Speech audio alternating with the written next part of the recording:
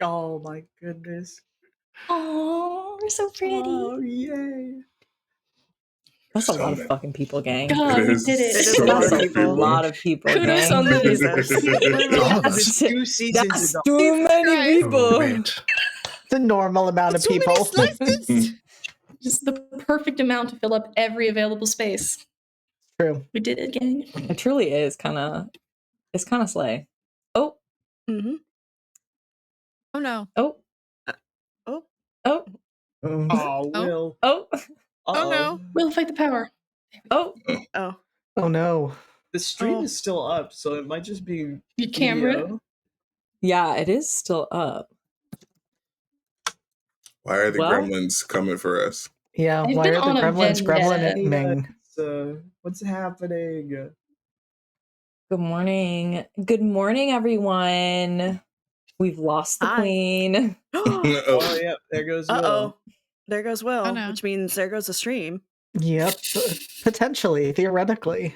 Who knows? Theoretically. Who knows? I'm keeping my eye. Maybe on it'll be like that it. time when Wow. like Julia vanished but was still there, and the captioning was still picking her up, but nothing was There we go. like haunting Welcome it. back. We missed you, Will. I was just Tech refreshing. Gremlin City. It's fine. Oh, heard. Okay. There we go. Perfect. Oh my God, Brady brunch. It is the Brady brunch. For the Brady Who's gonna be- brunch. We're Y'all know I don't that? know that that's the right. You know what's We're a insane? family. The Do we have second that IP? Brady Bunch film has like what my friend God. told us was quote light incest in it, and we watched it, and it's there. There's Is it light? it is light. It is light. Yeah, the two. Between What the does that two that mean? were fucking outside. It characters? must have been. It was the two oldest siblings because they shared a No. room together. It was like a Oh. whole extra plot point in the movie. Why do people? Ooh. No. Why They do were people- literally Good, like- actually. Step siblings They- are still we siblings. share a room Siblings, together. Siblings are still Siblings, siblings. I stand by it. It was the most upsetting evening of my life. Yeah, no, that's fair. I mean, valid. So real. Understandable. And where can we watch this? Anyway. Raph never change. And neither will. What? Anyway. All right. I think, as we're still battling some tech gremlins, we're going to see how this goes. I will start by doing our channel introductions in the hopes that by the time I finish and we move to character introductions, things are normal. So, hello, welcome. We are live from the apocalypse. We are a not-for-profit TTRPG studio that raises money for aid organizations and good causes. Currently, we are continuing our fundraising goal for medical aid for Palestinians. I do not need to tell you why this is important. We all know why this is important. And so we ask that rather than giving us subscriptions, bits, engaging with cryptocurrency in any way, shape, or form, that instead you donate whatever you would have given to us in that way directly to medical aid for Palestinians. And you can do that by clicking the donate button, which is where the subscribe button would usually be. Or you can type !donate into chat if you were on a mobile device. That will pop up and give you the link. With that, we want to remind you we have hidden the subscribe button for a very valid reason. That is because we would rather you put that money directly towards the cause we are supporting. However, if you have an Amazon Prime sub or anything like that that you want to put in our direction, you are welcome to do so. Just make sure you can live with yourself, as beloved Dimension 20 Dungeon Master Brendan Lee Mulligan will kill one dog for every month you have been subscribed. In both of these cases, if you donate, the McElroy brothers will yell at will, so make sure you do this during a particularly emotional moment for Abigail. Will also be the one interrupted if the dog killing commences. And so just keep that in mind as we move through this. I haven't given this reminder in a while, though others have jumped on this. Remember that we do have channel points, and you can use them to redeem really fun things. Sometimes these can be reaction, gifts, and images. Sometimes this can be good stuff or bad stuff. So, you can either help or hinder our cast as today's game goes on. So, keep that in mind, though if they stay true to themselves and each other, they will continue to make decisions that put them in terrible situations to the point where I do not have to do anything but sit back and watch because they have already done this to themselves. And I think with Oh. that, you good, Chrissy? Yep. Sorry. Forgot I wasn't muted. I love that for you. I love that for you so much. I think now it is the time to begin our character introductions. So we are back today for the premiere of a 4th season of Secrets and Shadows, our Regency Monster Hearts game. And as you might have noticed with the title, this was a season. It has now become 4 seasons. We'll see how many more happen after this fact. I don't know how much farther we can go, especially if this group decides that by the end of this season, they will kill God. In which case, like, I don't know how we escalate from there. But then again, the Fast and Furious movies have managed to continually outdo themselves. So, like, I do have faith in us. But today, it is going to be an 8-person table for the New Year's Eve ball. And so I would like for each of my players to go around, introduce themselves and their character. Let us know what playbook you are using, as some may be familiar and others may have changed. And give us a little bit of a snapshot of how your character is doing after the events of the last season. And we are going to kick things off with Amber. Oh boy. Wow, that's really heavy. Hi everybody. I'm Amber, also known as the Space Jamber. You can find me anywhere there's internet at the Space Jamber. I am going to be playing Lady Astrid Primer, who is the Huldra playbook. Has been the Huldra playbook since season 2. She's going through it. um Thank you, Dorian and Abby, for that. I guess she was engaged to be married. She was doing great, fine, wonderful. And then at the end of season 3, Abby decided to say, hey, psych, your fiance, my husband now.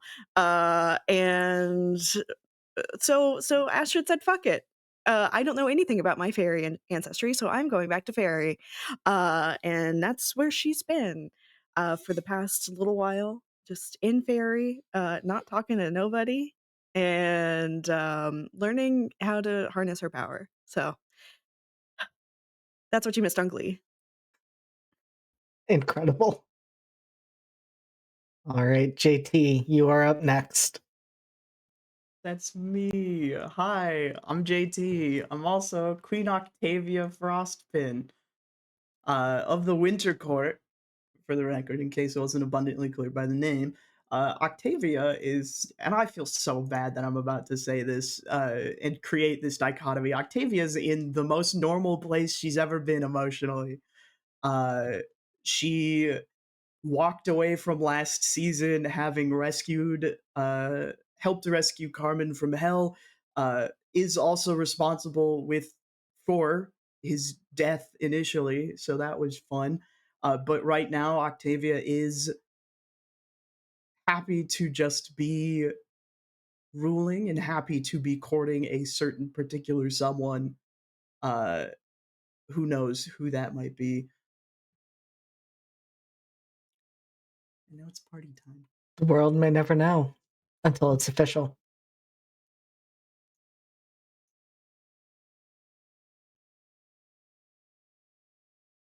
All right, and next we're going to tag in Q.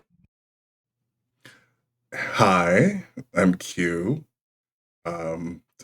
Today it's fully morning. Today I'm going to be playing Mr. Dorian Black, King of Hell. He's also been going through it, just ruling hell with his business partner and Queen Abigail. He's in his sad boy era. You know what I'm saying? He's heavy lies the head, and his neck feels real brittle right now. Just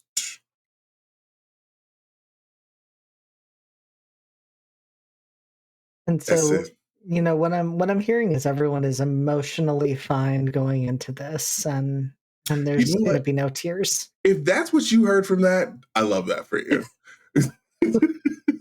I love that interpretation. Certainly interested to see how that pans out. And speaking of everything being fine and normal and good, Will, Hello. Hi. My name is Will. I'm playing Queen Abigail Donatelli of Hell. And I don't know what there's to say, really. It took 3 seasons, but I won.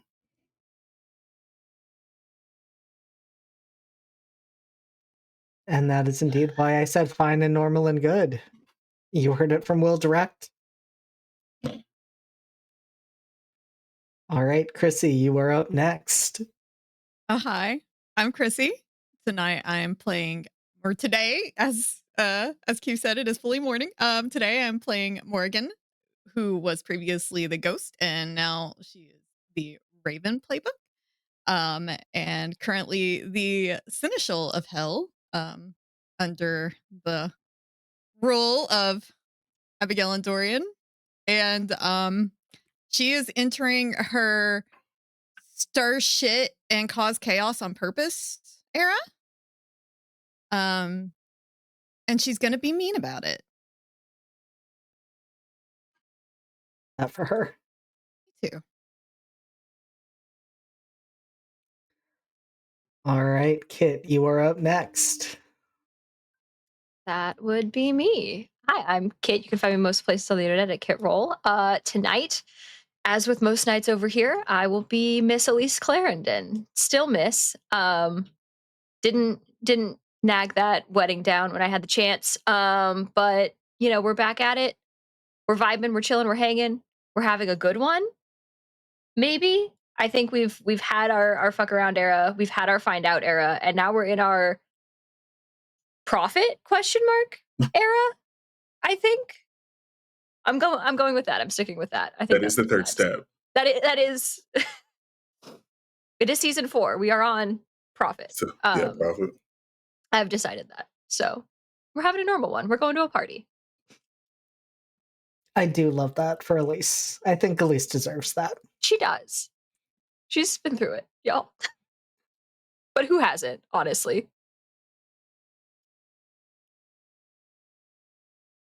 And speaking of going through it, Raph, you are up.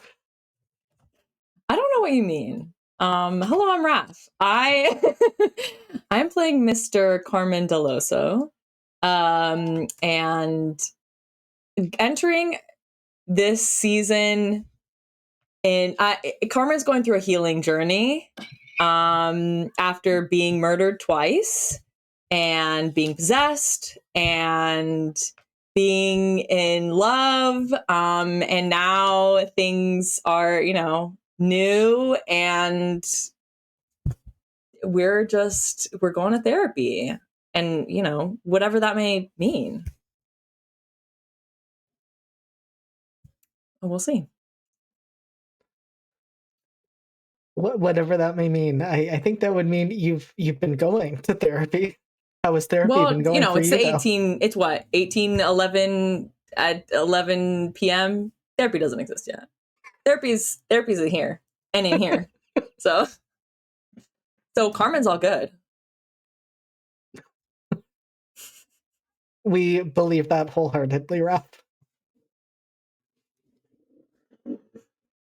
All right, and last but certainly not least, Steph. Cool. Hi, I'm Steph. I'm playing Duchess Rihanna and Serena Carewood.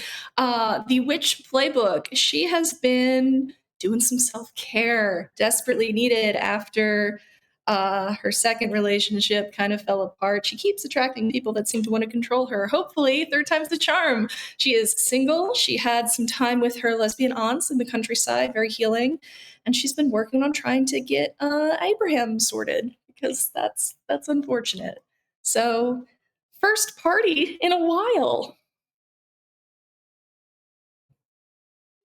And as we talked about a lot before we went live, I have no doubt it's going to be a normal one for this party.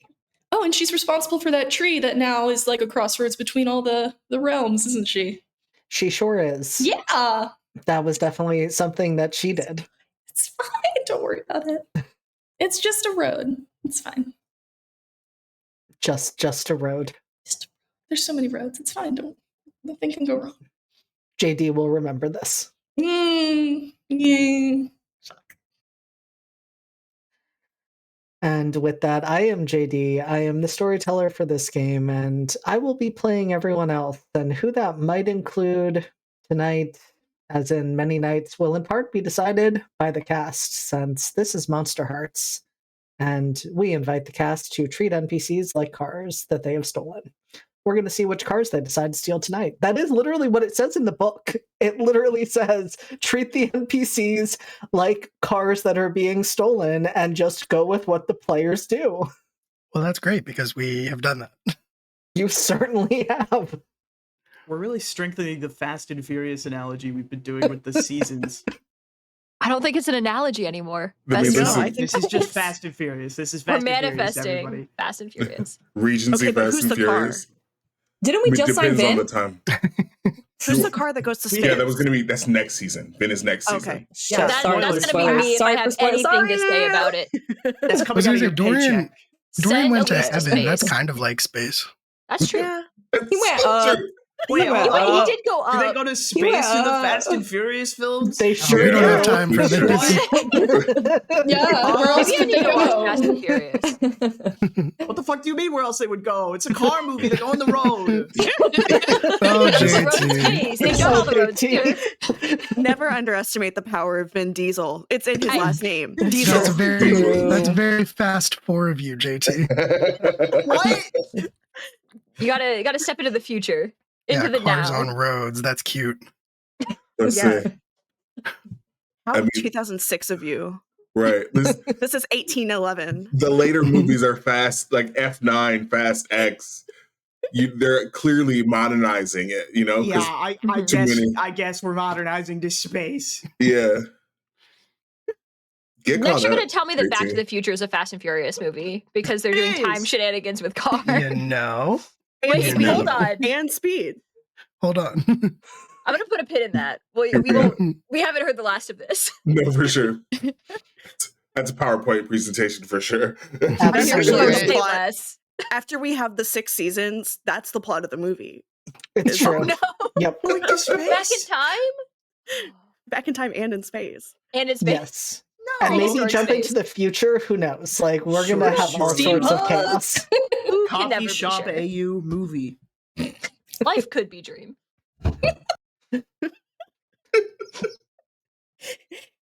JD, do you regret this And I've yet? always Not yet. Not yet. And I've heard you say it will. So yeah, I tragically, guess so. You know, whatever. we I was shocked to see because I know we discussed which Fast and the Furious movie we were at, and I was trying to remember chronologically. We're technically in Secrets 5. perfect. Perfect. We're cool. Oh, they fuck around with the timeline, the order of the Chro- movies. Yeah. Chronologically, because as Tokyo Rift technically takes place between Secrets and Shadow 6 and Secrets and Shadow 7. Yeah, we're gonna be okay. going Heard. back to that Okay. as well. You know, So we're in yeah. 7? I need to update my notes. Tragically, we are in 1811. We are not quite yet with the modern technology of cars or anything like that, though we do have carriages. It has been a strange half of a year for everyone in London. But it's been a quiet past several months. Indeed, the holiday season has been progressing without any strange, unusual, horrifying, or traumatic circumstances. And tonight, we are on the cusp of 1 year, moving into the next. Winter has officially come to London. Power of the Fae courts changed hands without incident, with the newly crowned Queen Octavia Frostpin accepting the responsibility of her role and all that it entails, and part of that role is going to be putting her center stage tonight, as she will be hosting the New Year's Eve ball. As we move through the streets, we see snow dusting the ground. We hear sounds of laughter and merriment as people prepare for the variety of events happening tonight, though none are as large as the ball at the Fay residence. And those who have been lucky enough to secure an invitation, well, it would certainly be unwise to decline. But that is where we begin, with two who did decline that invitation. We move to the palace, to the residence of Queen Louis and Sovereign Micah. It looks much the same as it always has, though it still bears the scars of things that have happened over the past several months. There is still that spot of blighted earth that one Carmen Deloso may have been responsible for. The Fey Garden, which has reflected the tumult and drama and contention of the past several months, is filled with winter flowers. It looks as it should. It looks right. But inside, the atmosphere is one of tension. And we see Queen Louis standing at a window, gazing out at the grounds in front of her. And then Sovereign Micah approach, caught in the reflection of the glass of the window pane. Their face is drawn, their jaw tight, and they simply ask if Queen Louis is ready. And she nods, says that she is. At which point they say, "Are you sure this is wise? People will talk when we're not there." She almost shrugs. It's a very dismissive gesture as she turns to her sovereign. The clock is ticking down. We have no more time to waste. This meeting has to be tonight. Micah nods, doesn't argue, and extends their hand to her. There's no more conversation as they gather their belongings. They are dressed for travel. And we watch as former Seneschal Julia Shaw steps up to a mirror, begins to scrawl a variety of symbols along the edges. And that mirror illuminates in the brightest flash of white light you have ever seen. And Queen Louis and Sovereign Micah step through. But that is happening on the other side of London, so that's not something for any of us to worry about right now. We're going to pan away from the palace. You motherfucker. I have done what he nothing does. wrong ever in my life. Stop lying. This is what he does. This is what he does. Yes. We are like Let's be 20 Look what minutes you made in, not me do. even 20 minutes in, and I am already being told that I am committing horrors. I just gave you a snapshot of a scene. It's fine. Everything Is is this fine. bad stuff? Did we start the season with bad stuff? It's too early. We did Yeah. thanks to What Raph. the hell? What the hell, Raph? Raph! It's for the community. Those are It's my for the drama. parents. What can I Not say? really, but We're healing. We're I- healing. We're gonna need some healing. Hey, look. Hey, bro. Hey, look, bro. Pax you, it's on site. Meet me out back at the palace, Raph.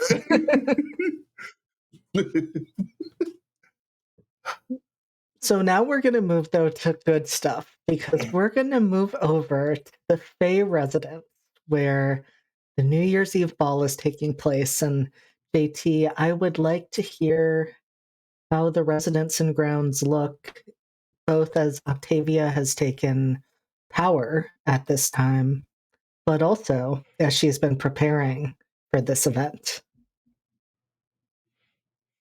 There is an excitement in Octavia that she has not felt since she first found out she was going to be coming to court in London to represent her family.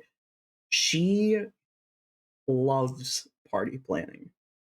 There is something in her that just adores being able to decorate this house in a way that is different from what it would typically be during normal season, that she finds very exciting. The courtyard, the garden, has been completely redone, re-landscaped to have a small stone fire pit because it is cold, and she wants to accommodate the people that she knows that aren't as accustomed to her temperature as some of her other friends might be. The fire pit is in the shape of a snowflake cut from various different stones. There are snowdrops dotting the sort of exterior perimeter of the courtyard, as well as starflowers lining the walkway. And there are winter heaths in various different places, making up sort of a landscaped shrub almost in various different visages of the fairy courts. The inside is equally as well decorated. There are banners and various tables set out for food. She's very heavily involved in picking the menu and curating the drinks. She goes to whatever local bars and taverns are around to see what mortal drinks she can get beyond just the typical alcohol that she's accustomed to from winter. But there is, of course, there's winter alcohol.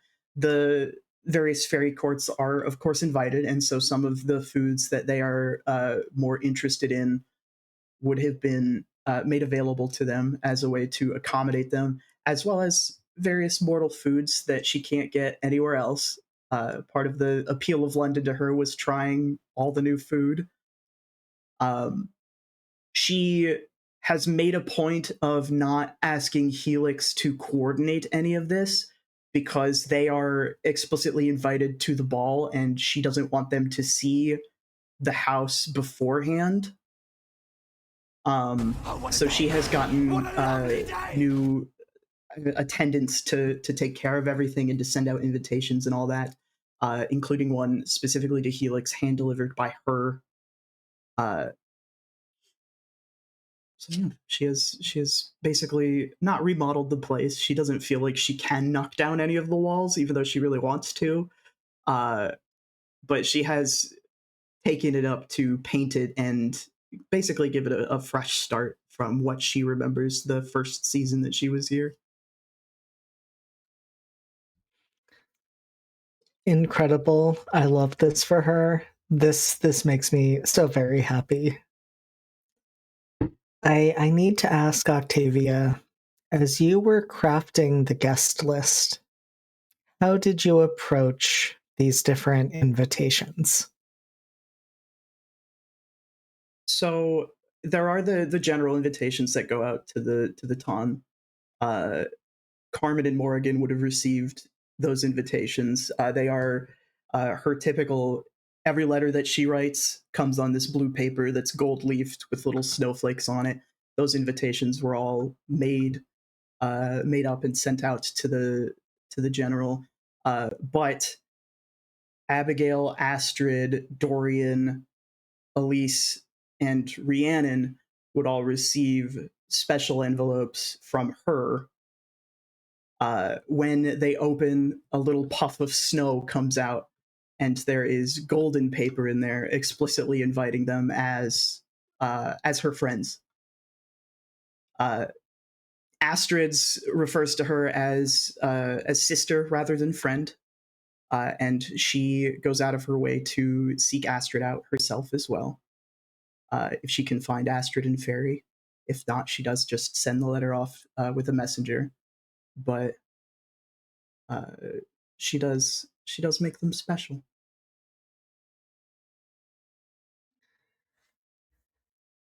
And Octavia, we are right on the cusp of when people will begin to arrive.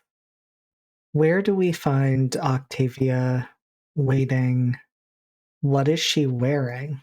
And how is she feeling? She is in the grand hall where the food will be served. She is double checking and triple checking all of the food arrangements. She's wearing a blue suit, sort of the same icy blue that she typically dons. She's got a puffy white undershirt, and she's wearing her crown. Of course, her hair is down. She is very excited. She is excited to see Elise. She's excited to see Helix in a social setting. She's excited to see all her friends in one place for the first time since the engagement announcement between fall and summer.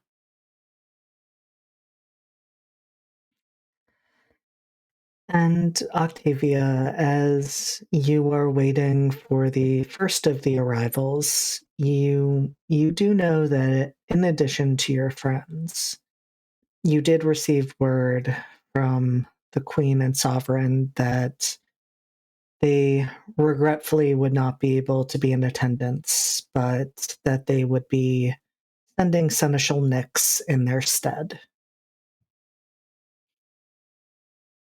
There is a little disappointment for Octavia in that, because there had been a lot of tension between the Winter Court and the sovereigns of London. And she was really hoping to get a jump on repairing relationships between them, especially because she was part of it. But having Seneschal Nyx in their stead is, I think she views it as like, this is still an opportunity.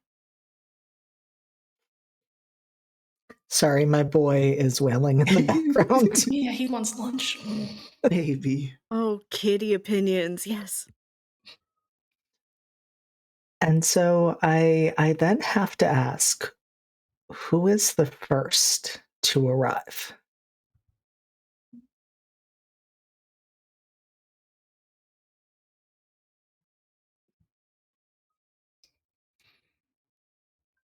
Sounds like some shit Carmen would do. I was mulling it over, okay? I was deciding. I'm not choosing just for me, okay? The whole Deloso family's gotta come. But yeah, sure.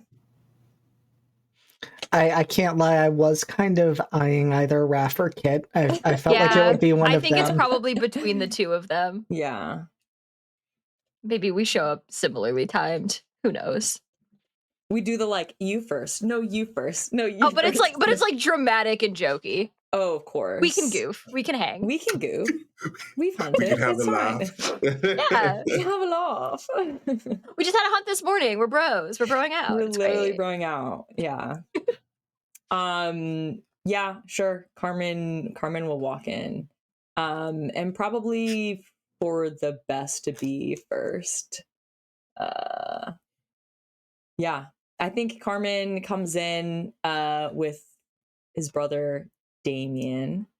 And they're both they're wearing the exact same outfit, except for the fact that it's this full black suit tux. I don't know the terminology here.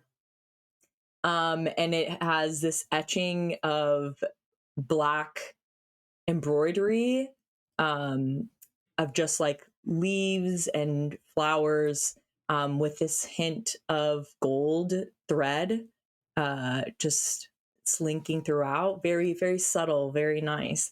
And then they each share an accent of green somewhere. Carmen a green ascot and Damien a green sash.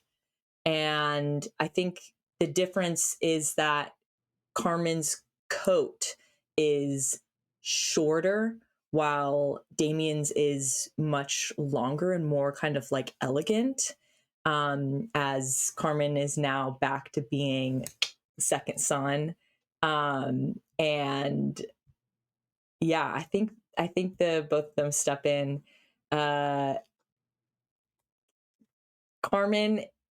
Carmen looks, or at least is trying to look, very, very stoic. Just stone face and proper.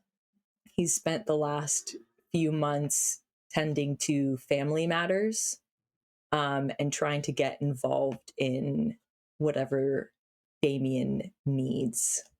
So the two of them step in and probably approach Octavia with a bow. And I think Carmen would even almost take a step back and let Damien do formal introductions. But he will afterwards just give Octavia a smile and say, "Thank you so much, Your Majesty, for inviting us. We are very grateful." It is nice to see you both together again, and it is nice to see you, Damien, I think for the first time since we met.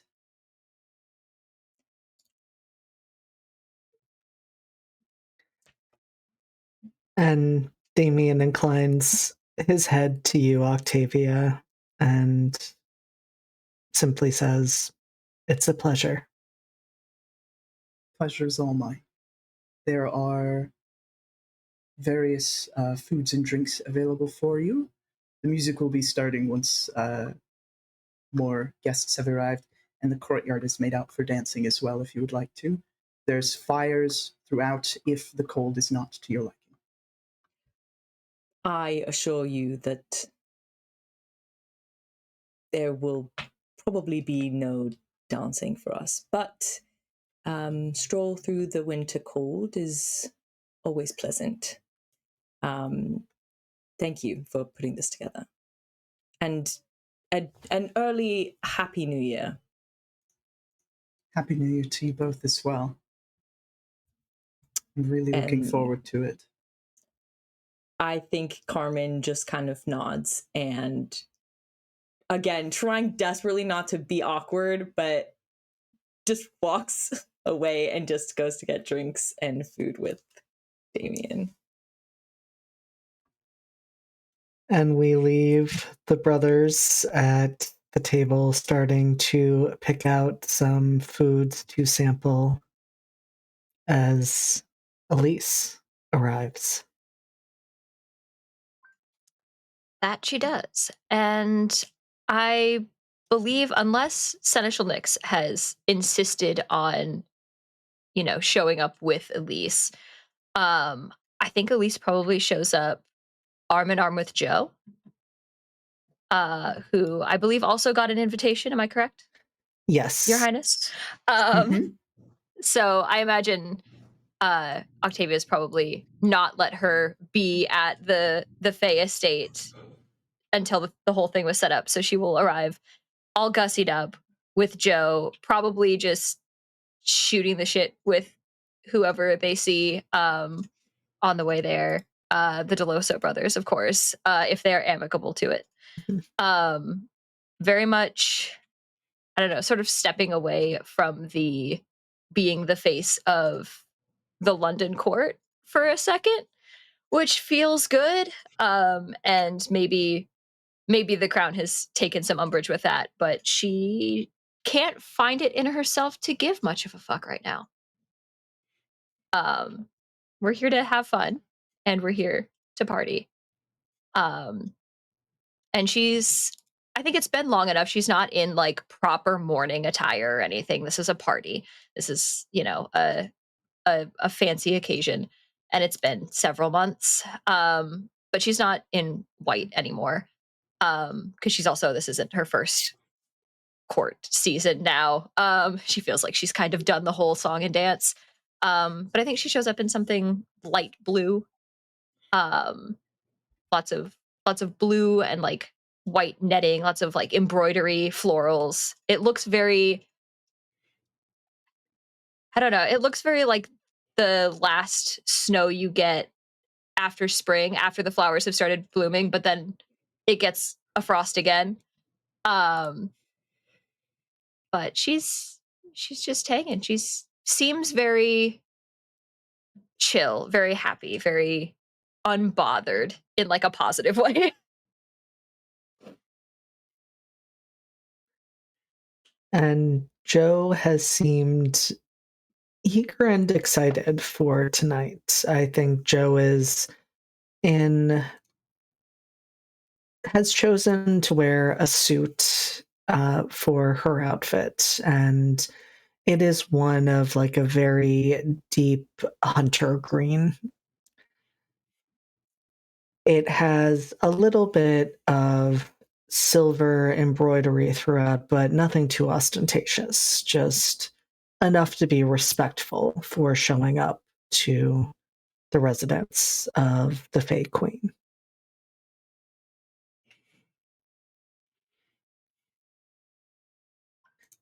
Do we see the seneschal show up, or is Nick sort of taking their own time?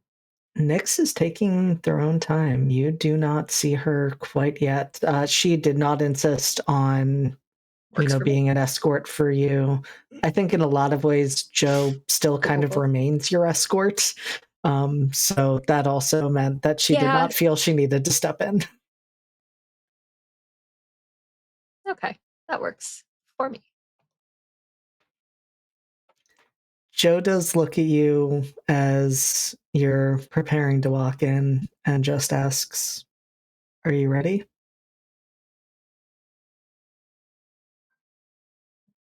As I'm going to be. There's no motives tonight, Joe. There's nothing that we need to accomplish. We're just here. It's a party, and we're going to a party, and it's going to be normal. We don't have to do anything. I'm so ready.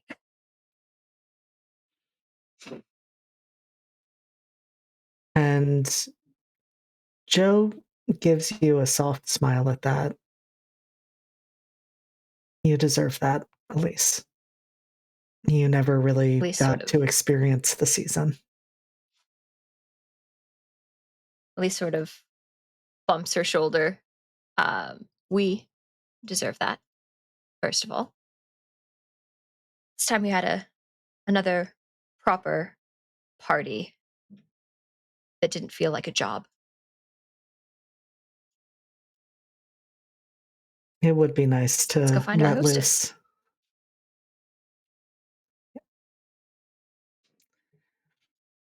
And Dead let loose, Joe, they do.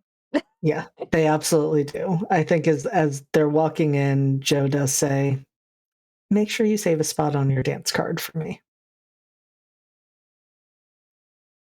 There's a very deep curtsy in that sort of like exaggerating for the bit. Enjoy yourself tonight, Joe. And then running to go find Octavia. Like schoolgirl happy almost. If Elise knew what that was, but the vibes are there.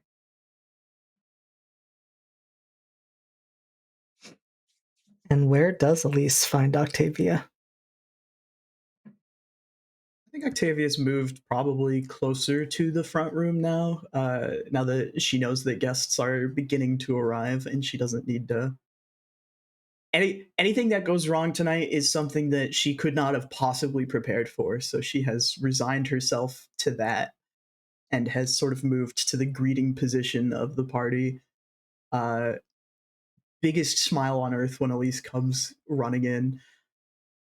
Yeah, I think the first unexpected bit of the night is probably a hug. As most people aren't here yet. Most people probably are, starting to file in, not super paying attention. She's gonna sneak in a hug before there's too many eyes on them. Because she knows Octavia's been happy but stressing about doing this correctly. And, you know, they deserve a moment, I think. I think Elise would, as they hug, feel a sort of like breath of release, as like the weight that she's been carrying is just sort of let go. I'm very happy to see that you and Joe both could make it. We're very happy to be here. The place looks wonderful. You did amazing. Thank you, I know. And humble, too, Queen must be humble. of course. Queen won't be too busy for a dance later, will she? Too busy for others, not for you. Much appreciated.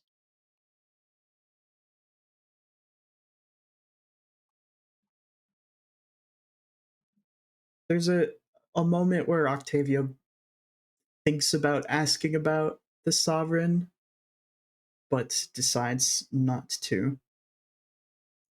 Do you know if do you know how Joe's feeling? I Well, I hope she's okay, or not okay. How do I put this? I hope this is a relaxing environment for both of you. From what I've gathered, Joe is quite happy to have a night like this. Although you could ask her yourself. Very well may. There anything that I can help with before people arrive? Sort of knowing the answer that's likely to be there. But I have double and triple checked the menu a bunch. The I don't. If something happens tonight, it probably won't be my fault, and if it is, I could not have possibly foreseen that own shortcoming. I am sure you've prepared for everything. Every eventuality, every possible temperature accommodation I could think of. Have you eaten? I didn't want to disturb the food before everyone else could see it. One of the books that I read while I was studying with Helix was that people eat with their eyes first, and if I had taken the time to eat anything off of the plates, then I could not have, it would not have been presented in the manner that the cooks would have preferred it to be presented, and I did not want to disrupt that art. So I am waiting for everyone else to eat before I take a bite so that it can be properly appreciated. There's a second where Elise is sort of eyeing the hall. And could I make it to the kitchen before whatever staff is here sort of intercepts me, because this is not my palace that I have any sort of, free reign over, thinks better of it. Um, well, we will have to revisit that once your guests finish arriving, I suppose. But do remember to take care of yourself tonight, Your But having Highness. water. It's not like I can't get water whenever I want. I make ice. That is a fair point. I'm hydrated. I suppose that's all we can ask. Oh, have fun. Explore. Feel free.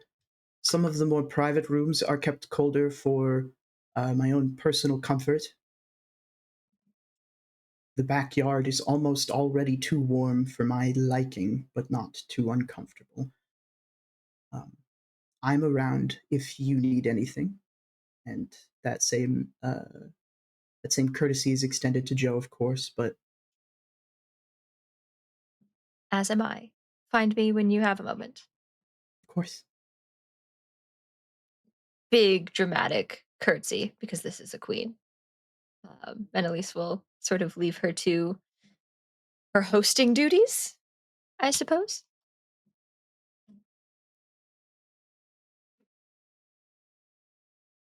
Probably to go bother Joe and Carmen, honestly. And knowing, what proper protocol is, unless you stop her, Octavia, Joe keeps the pleasantries pretty short and to the point when she greets you, because of course she will not just walk in without greeting you. That would be incredibly rude, but it is clear that she wants to leave you the space to greet the other guests and do whatever preparations need to be made in these final moments.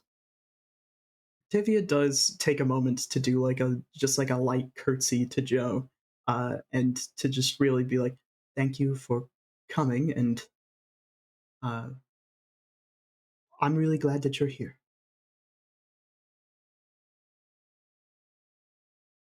I'm glad to be here. Thank you for the invitation, Queen Octavia. Always.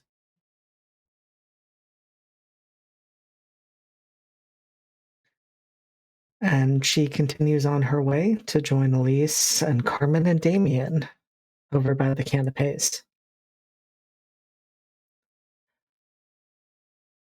Who arrives next? We have the King and Queen of Hell, we have Seneschal, we have Rhiannon, and we have Astrid. Not Astrid. Okay. I was gonna say, I mean, Hell's not gonna show up on time. Obviously. But I mean, just above the table, since Steph is away at the moment, I think we could probably go next. I think that makes sense. I think 3 of us are probably coming in together. Maybe, unless I'm wrong. I think you and the Raven should come in together. Oh. I think there was some hesitation from Dorian. Mm-hmm. Understandable. So he won't be too far behind. Okay. But he's not coming in immediately with you two. Fair. Very fair. So then I guess the room grows like a few degrees warmer when the Queen of Hell and her seneschal walk in.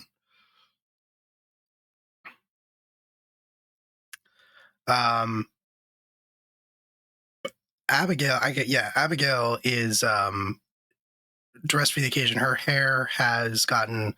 Abigail looks just more of everything than last season. Like, if possible, there is even less pigment to her skin. The horns that grow out from under her hair are longer and a deeper shade of red. Her teeth are sharper. She has started to get these like red, kind of like red lines or patterns that sort of look like tattoos across the surface of her skin. And it's not really clear if they are tattoos or if they are something magical, like if it's something that she's done to herself or if it's something that's just happened. The main thing that remains unchanged, I think, about Abigail is her eyes, which are still that just like deep black darkness with red irises inside. Those remain much the same as they have since the first season. And when she walks in, she is wearing kind of a very loose and flowy white. It could be called a blouse, but it's clearly more of a men's shirt by the standards of the era. It's white and it's loose on her, but it's tucked in. And when you get close enough, you can see that there are roses embroidered on it, but they are the same color as the rest of the shirt. So it's almost more of a textual thing. And she's wearing a very sort of loose-legged black pants with the shirt tucked into them. There is a gold chain belt with one end that sort of hangs down close to her knee with an upside down cross dangling from it. She is wearing, when she walks and enters, her hands are just kind of in her pockets very casually. But she walks in, and when the pants kind of swish, you can see that she is wearing these like golden sort of strappy sandals.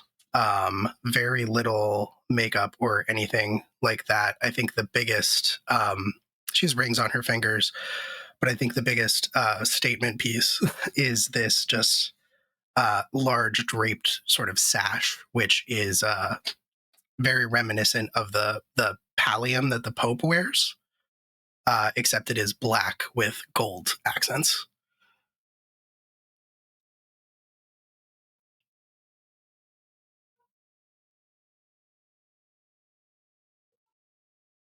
And at her side. Well, yeah. All right. I think Morgan would be a little more of like a step behind rather than right at her side. I think that when you see Morgan in comparison to last season, like you said, more, but in a different way, more alive at this point. She no longer looks kind of gray and halfway there. Her mousy brown hair is now like a very voluptuous black hair. Her eyes that were like kind of gray last season are now more of a piercing blue. There's a bit of a flush to her cheeks again. And she's wearing very, very wicked, like smoky eyeshadow, with wings that are very reminiscent of Raven's wings on her face. And for the occasion, she has dressed in a like kind of like a black gown that's got silver embroidered into it. But most importantly, there is kind of like a cloak of raven's feathers that kind of fall around her shoulders. Um, and she wears a perpetual smirk, um, boots on her feet as she steps forward, and just an attitude that was not there last most of these people saw her.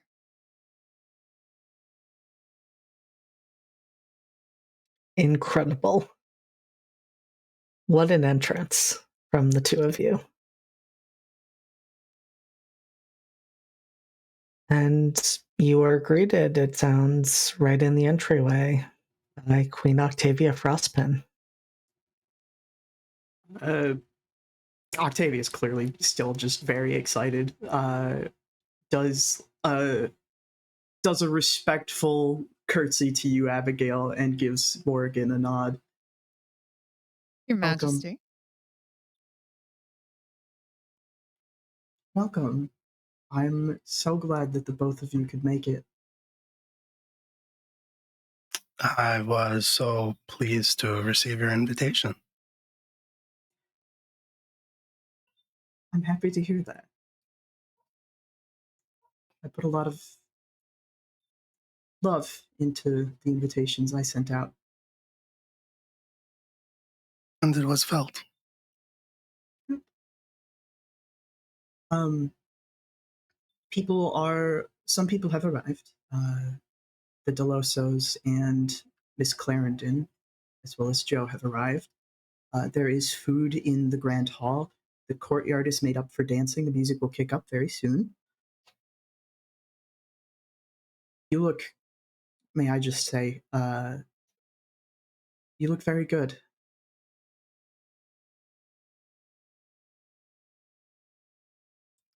Octavia. Not that much time has passed, but this surprises me.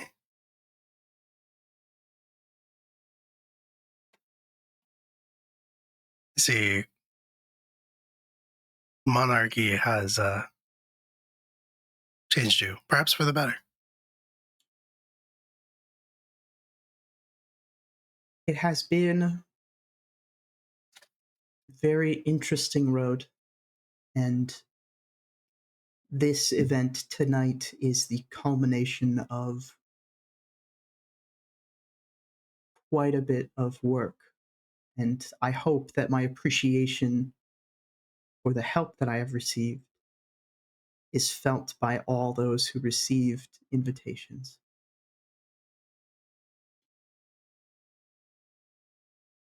Though we both have changed, Queen Frostbin, one thing remains, which is I require nothing from my friends in exchange for my help.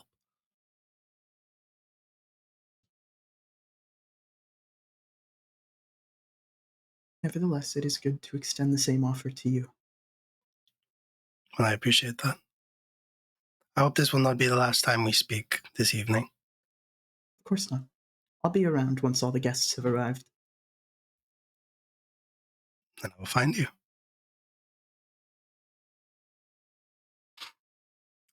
And as they walk in past Octavia, I think Abigail will just sort of like speak kind of quietly to Morgan and say, don't feel like you have to stay by my side all night. Oh, hold on. Mowgli. He literally could have done that any other time. It was his moment. It was his moment. Mowgli. Let him speak. He was waiting for his cue. He's speaking his Freedom of truth. speech for Mowgli. Mhm. Oh. Did you have something better for me to do? No. No, I did not, but not No, a it's ghost anymore. Everybody can see you, everyone can speak to you. Perhaps it is a good time to meet people. you're right. I'll go play. Just be civil. I feel like you're taking the fun out of everything. Your actions reflect on the monarchy of hell. Yes, Your Majesty. I suppose it is that kind of an evening. No, your dynamic with the Queen Frostpin was interesting. It's nice to see someone that actually likes you around.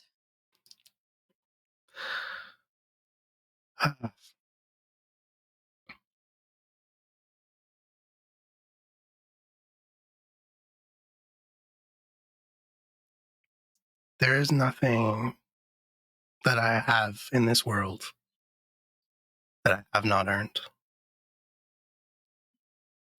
Good and bad.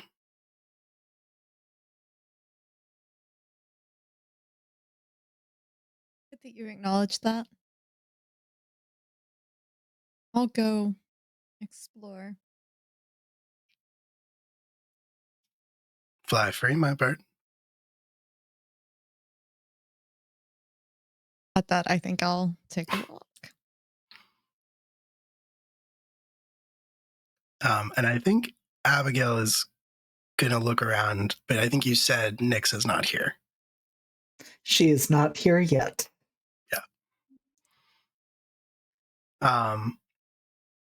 So yeah, I think Abigail is just kind of going to mingle, move around, admire the decorations, but I don't think she is making a move to approach anyone who is here currently.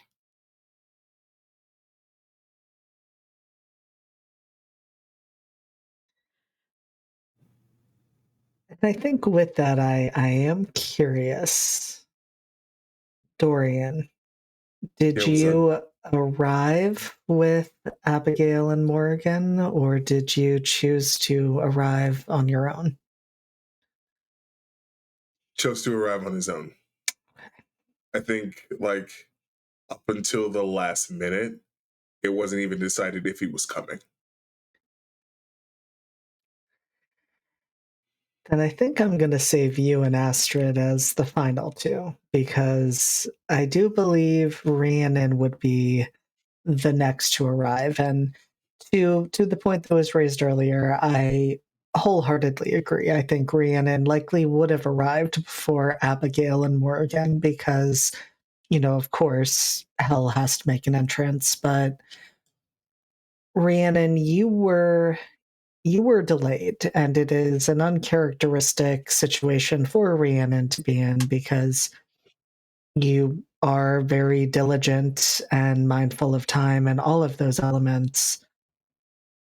But you have been working on solving what happened with Abraham Donatelli, what Carmen and Azazel did to him last season. And you were convinced that you were finally making a breakthrough, that you had a path, a direction, and at the last moment, something went wrong with the spell. But that meant you then realized what time it was and realized that you would not be arriving with any degree of punctuality. Yeah, whoops. Yeah, she kind of thought of her, just swallowed down the frustration and channeled that into getting ready and getting the fuck over as quickly as she could. But yeah, she is mostly put together when she arrives. She is wearing this dark amethyst gown with some lace detailing, and in her hair it's done up and she's got sprigs of holly in there. The hair around her face is a little disheveled just because of the rush she was in, and there's the faint scent of it's almost like I guess sort of like incense, and a touch of like more like incense, this kind of smokiness, mixed with her usual like floral smell that's not usually there, just from the spell that she'd been doing that fell apart. But she's very put together. She has opal jewelry in her ears and around her neck, and she is her eyes, she doesn't look as sleep deprived as she had the previous seasons. Her eyes do seem a little older, a little sadder than usual, but that seems to be the new setting for her now. And she, of course, approaches Octavia first, but she does kind of do a scan of the room to just be like, who's here? And she clocks Carmen and she clocks Damien and just kind of mentally tucks that away. Just like, this is fine. And just kind of curtsies deeply to Octavia and just like, I was so happy to receive your invitation, Your Highness. Thank you. It is so good to see you again after these months. How have you been? I have been good. Good? Su- I don't want to say surprisingly, but somewhat unexpectedly, things have been going relatively smoothly. The transition of power occurred at all is an incredible show of faith from the other courts. Yeah. I I'm was relieved very. it didn't have a situation like the Autumn Court had. It was an unprecedented time. and we are going to be in unprecedented territory for the foreseeable future. But I trust in the people that I have by my side to navigate it. And I am flattered to be considered one of those people, and I hope that this new year brings more of that growth and abundance for you and Miss Clarendon, if I may say. I do hope things are going well for you as well. I'm very happy that you could make it. Yes, I wouldn't miss this. This is, I mean, it's your first big event. I wanted to be there for you, and my aunts send their regards. They don't travel much, but they send their regards. And have you seen Astrid lately? How is she doing?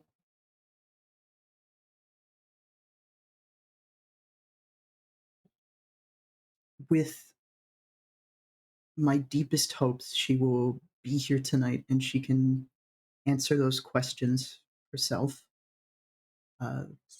Respectfully, I just don't feel it my place to talk on that sort of thing.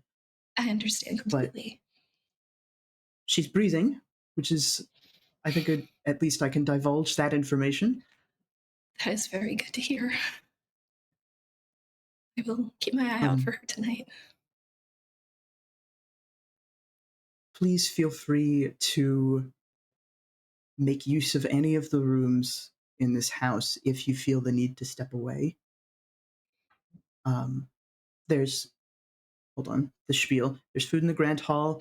I got as many different kinds as I could find. The courtyard is made up for dancing. The music will be starting soon.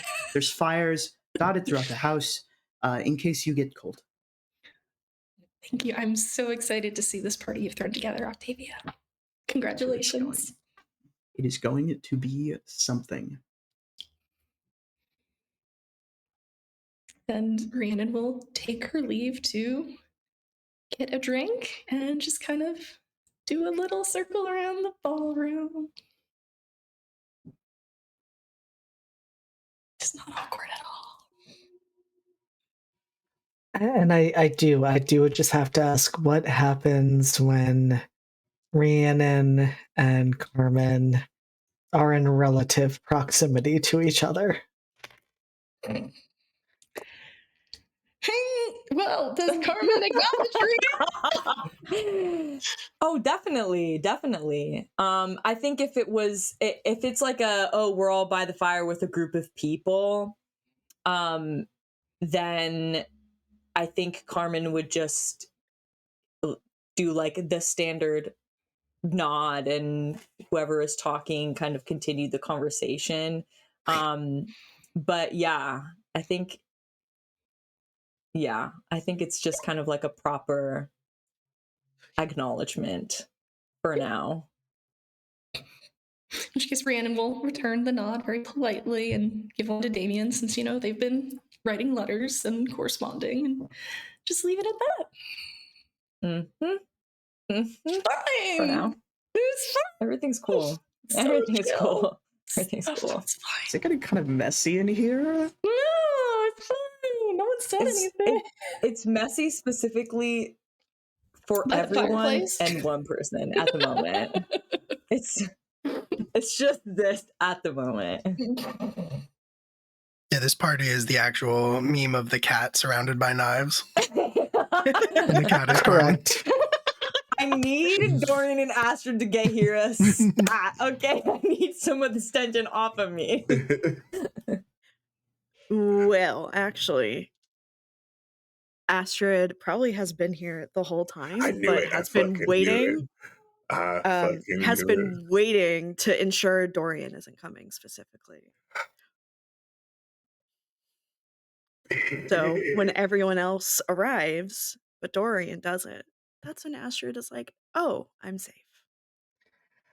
Oh, I love that. And I think it makes sense with the next arrival, because you've seen people arriving, walking in, and I would imagine Astrid kind of knows the guest list. And so when you see Seneschal Nix and former Seneschal and your former betrothed, Julia Shaw, step out of a carriage, you know that they are among the only two missing, and in fact showing up remarkably late for representatives of the palace. But you are pretty sure with that. I mean, you are clear. Like, how could Dorian arrive this late when already these two are making such a delayed entrance?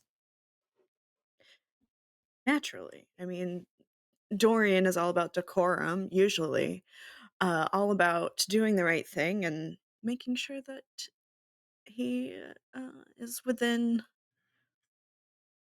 you know, within the good graces of everyone, usually. Usually. Was there an RSVP list? There was. Okay, cool. So for Octavia's reference, at the very last moment, there's a name that gets added to the list in like gold ink. Dorian Black. For the first time since she got better control of her powers, there's ice under her feet. And I like to imagine that that name is added just around the time Astrid is finally stepping out. Correct. Got to be.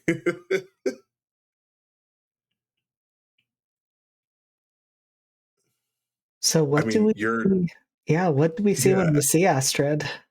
Okay. I didn't know if we were panning over to Dorian or not. No. You have your moment first, babe. Yes. Okay, great. Astrid does not look like herself whatsoever. She's been, I don't want to say degrading because I feel like that's the wrong way of saying it, but she's been going through the change of life for a fae. Um, since going to fairy, I'm trying to phrase this correctly. As a changeling, being exposed to very little fae activity growing up, of course, the revelation happened later and later. But once she fled to fairy and fully embraced her role as, why did my head earpiece make that noise just now? Sorry. Once she embraced her role as the missing daughter of the autumn court, she really, I don't want to say bloomed because that's not really she wilted into autumn, rather. Her hair more so took on a glossy autumn, like a deep rust color, that's done up in just a half up, half down, simple style, but she has adorned with a little hair fan that looks like little um, maple leaves in the back. Her skin has more of a goldish sheen to it. She has always kind of been pale, but now she's taken on more of a soft gold tone to her skin. Her eyes, however, are the most um, prominent thing that have changed here. Her features have taken on more of the angled, sharpened fey look, and she has the long fey ears at this point. But now her eyes are full black sclera. They're big, round, as if tears or sap could drop from them at any minute. But fully black, no indication of any other color. She still moves delicately, but now as if to prevent twigs from snapping, like her sanity. But She knows that this is her debut, not only as Octavia's sister, but as herself for the first time ever. And so, even though this is, meeting your ex-fiance's new wife for the first time in this form is a little awkward, she strolls in knowing Dorian is not around. Um, head I don't want to say her head is held high, but it's held level. And she specifically waits for a moment where Octavia is not surrounded by um, people fawning over her and giving praise. She specifically wants a quiet moment alone with Octavia to kind of have this moment.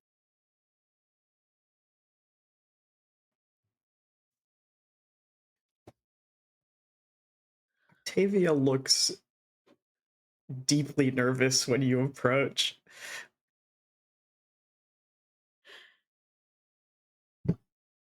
Astrid curtsies, probably one of the deepest curtsies she's done, but it's out of reverence and appreciation to Octavia. She, without Octavia, without Octa, I don't think Astrid would have known her origins. Gross. I'm crying. And so she curtsies, and then, now not used to human customs, just hugs you. Just hugs Octavia. Doesn't say anything. Octavia will hug her back. There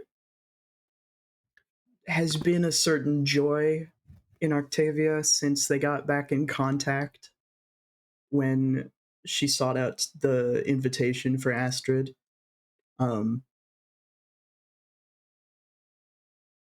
Finding out that you have a sister you didn't know about, and then getting to see that sister come into her own in a way that is most befitting to her is part of why Octavia has been doing so well. Because the magic in fairy has always been very awe-inspiring to her. Even though she is a fae and it is normal for her to see it act upon someone else in a way that is more fulfilling to them is very, very amazing. And with the shakiest voice you've probably ever heard Octavia speak in, she goes, "Hello, sister. It is nice to see you out and about." Sister, you're doing such a wonderful job. Look at you. Look how far you've come. Look how far we've come. You're queen.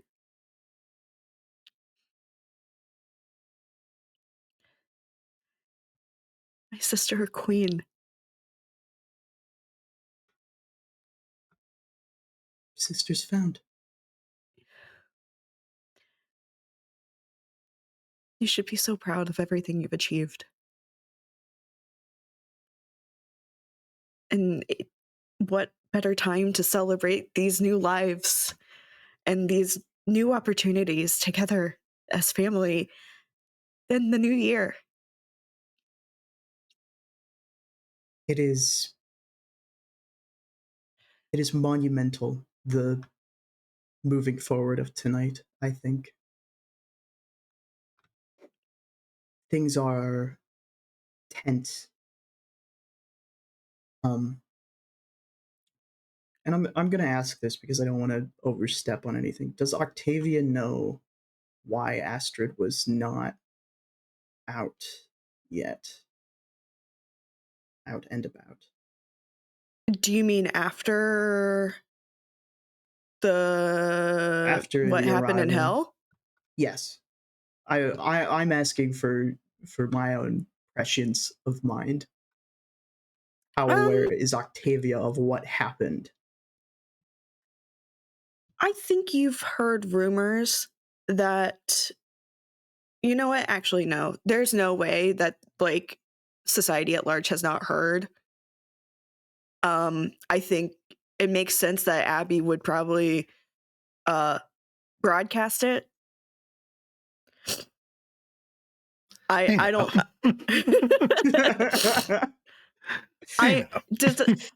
I'm not calling you out, but I'm world building here. The marriage, yes. Yeah. Not like a Not a play-by-play. not a play-by-play, not like I got one over on Astrid Primer, but like we are now the king and queen of hell. Yes, absolutely. Yeah. And so in any Astrid's communication with you has been very sparse. She's taking time to herself specifically, but for you, you've received at least a letter outlining, hey, fuck this, fuck that, fuck them, fuck all y'all, except you.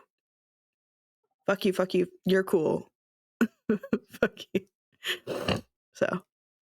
Yeah, then I think Octavia would sort of pull away from the hug, but keep her hands on your shoulders. Just such a sad look. I feel it is my duty as your sister to forewarn you that I had a last-minute RSVP. And I would like to offer you the emotional time to prepare for that. Your room is available to you the entire evening. Tater punctuated that. Tater, yeah. Hey, come here. I need to hold you while I deliver this terrible news.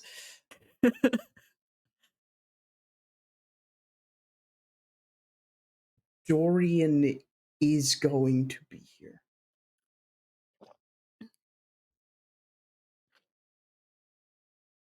Huh. I'm not surprised to hear that at all, actually. I mean, he does like to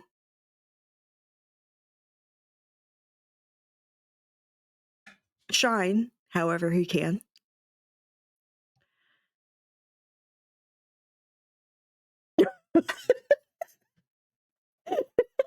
What's up, buddy?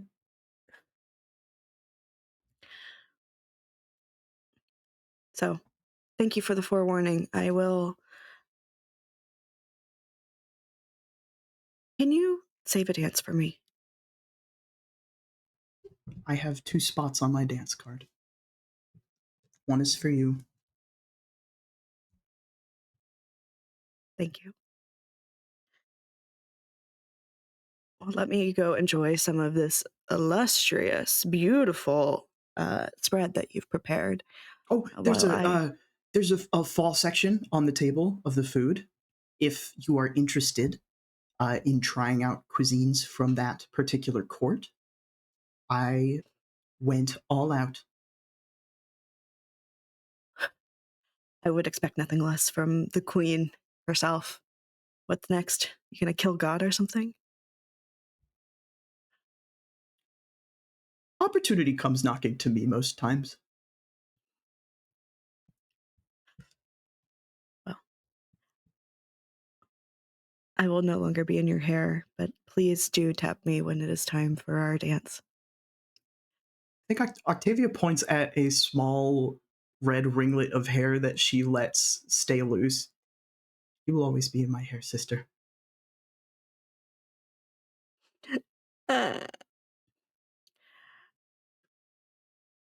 And then Astrid pulls out a knife and stabs Abby in the gut. No. No, joking. No, I have a force field. Honestly, in this game, if you were to say you were doing that, it would not entirely surprise me. No.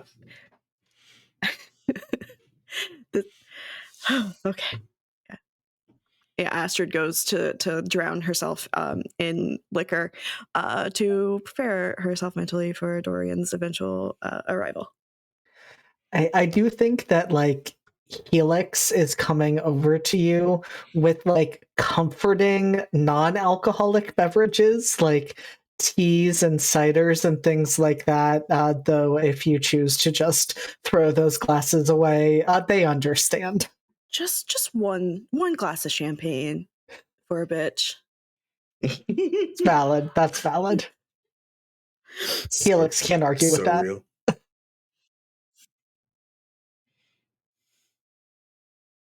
And so last, but certainly not least, when and how does King Dorian Black arrive?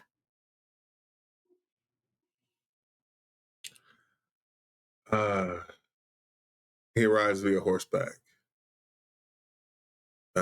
He needs to go for a ride to clear his head. So he went on a little journey, a little venture on Sycamore.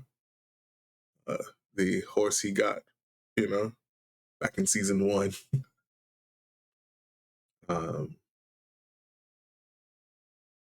And I think he arrives certainly late, but is dressed resplendently. First of all, we know where all the pigment went.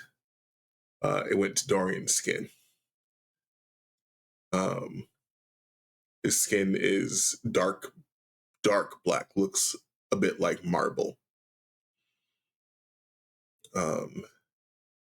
Where he had any scars, there are sort of veins of gold. He is wearing a black suit with a white jacket, like a long coat over it. He's got his glasses. Those are now all like black as opposed to the gold that he had before.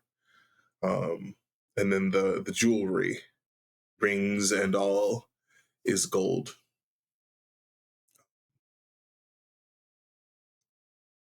You can walk when he walks in. He's got, for a moment, it's you hear the fluttering of feathers, almost like wings have moved and shifted. But when he steps into view, you don't see them. And he strides in.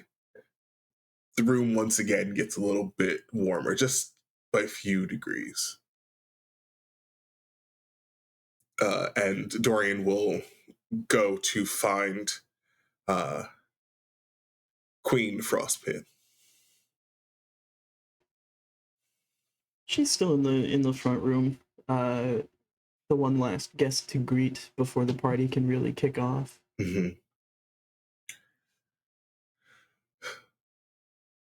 Apologies for the late RSVP, Your Majesty. Nothing I was not so prepared for, Your Majesty. When you say that, it looks like it hurts him.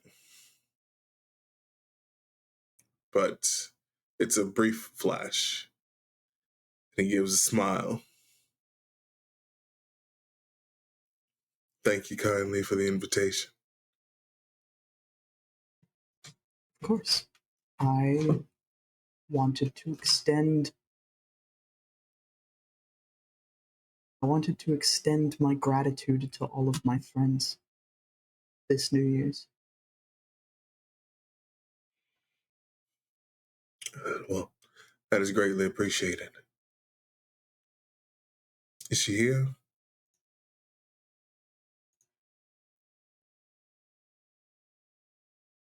She is. Understood.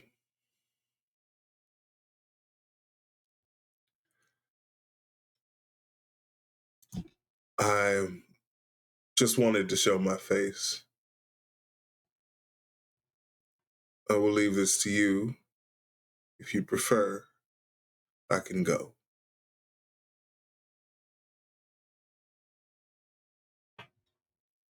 It would be unkempt of me to revoke an invitation extended.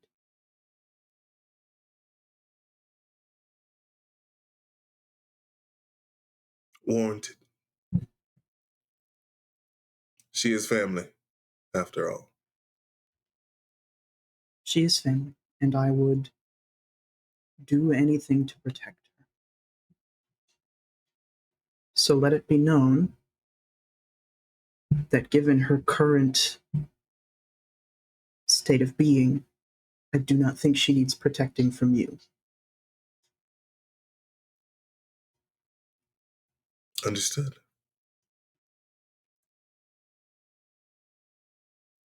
There is food in the Grand Hall. There are fires lotted about the public areas in case you get cold.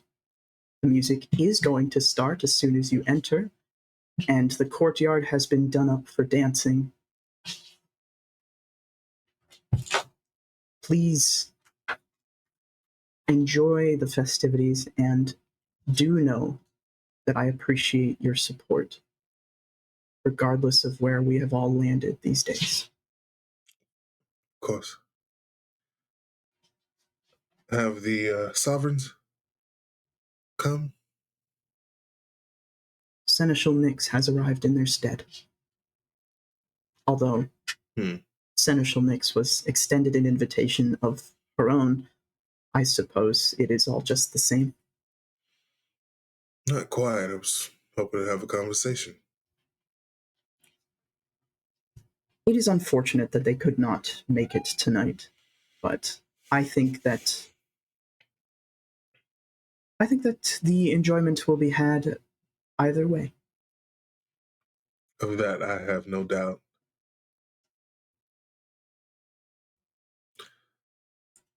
If you'll excuse me, he's gonna bow and head into the party. And I think with that, as Dorian walks in, we see the front doors now close. We hear the music kick off, and this party officially begins. And we will find out what happens next when we come back from break in 10 minutes. Oh god. This is what you get for being friends with the messiest bitches. Yes. It's X's Central here in New Year's Eve. It's gonna be a normal one. I think we can all agree to that. And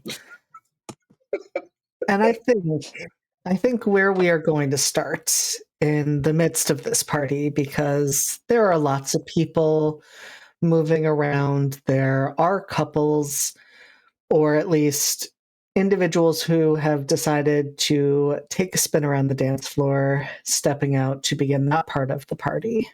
And we're going to circle back to Elise, who has been mingling a bit with the crowd, but now Queen Octavia,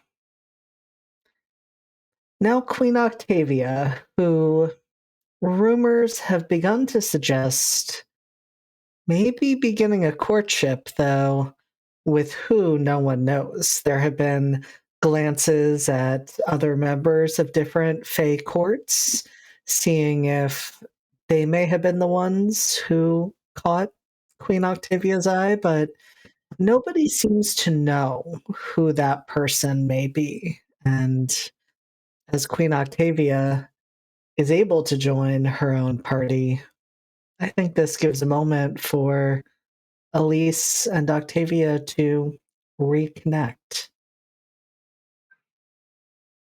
Octavia, I think, sort of not listening to the conversation with Dorian, but seeing it happen and vibes.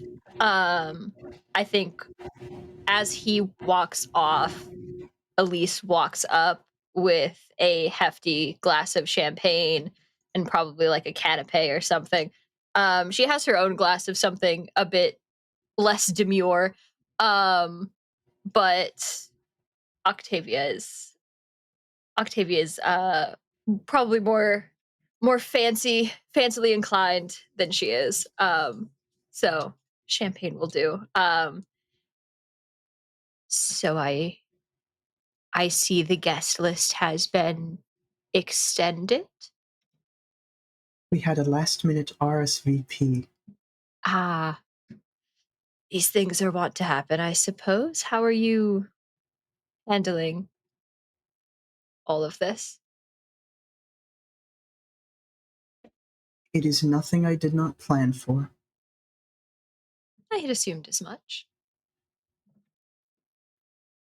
Anything that we should be aware of, be on the lookout for?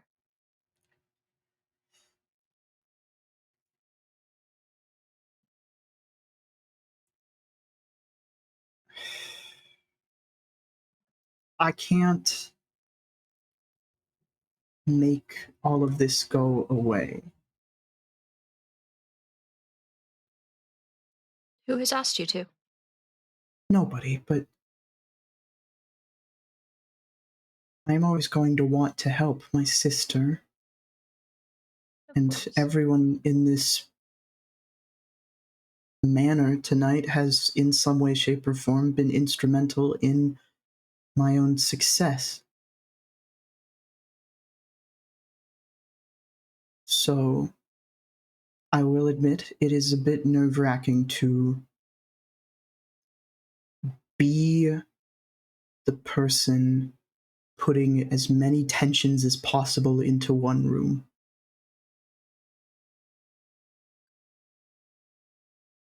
I don't believe that anyone could have survived long in this court, or any court, it seems, without the capability of putting bygones aside for an evening at a time. If they cannot handle themselves, then that is their problem. As you said, you have prepared for every eventuality, which, might I say, is impressive. If I may be frank, if your guests choose to start shit, say the word, and there are people here who will put an end to it. I know that. I do. And I appreciate your ear in all of this.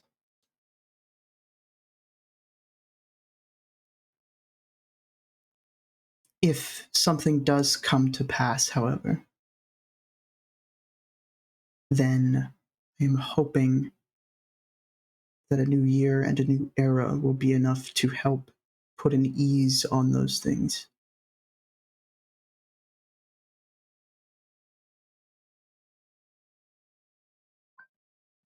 One would There's hope. there's magic everywhere, and there may be magic in the new year yet, which is why I chose tonight.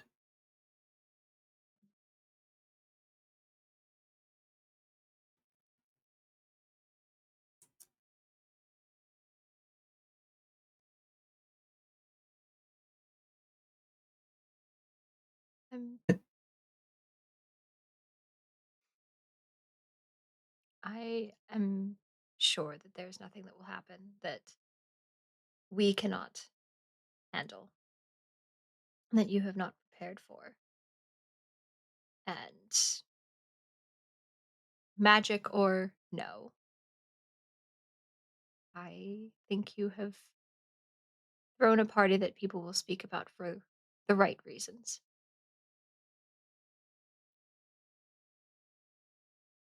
There's a very soft smile as she takes a sip of the champagne.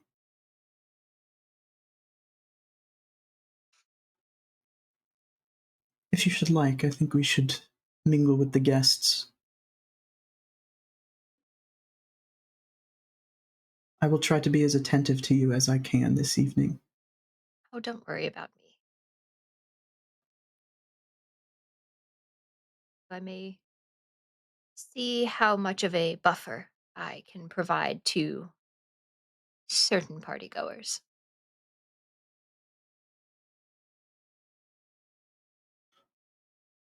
You Feel free to are find me when you need a break from your duties. you are, as always, a breath of fresh air, Elise.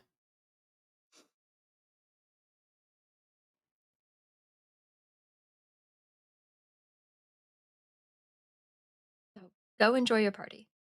I will be here.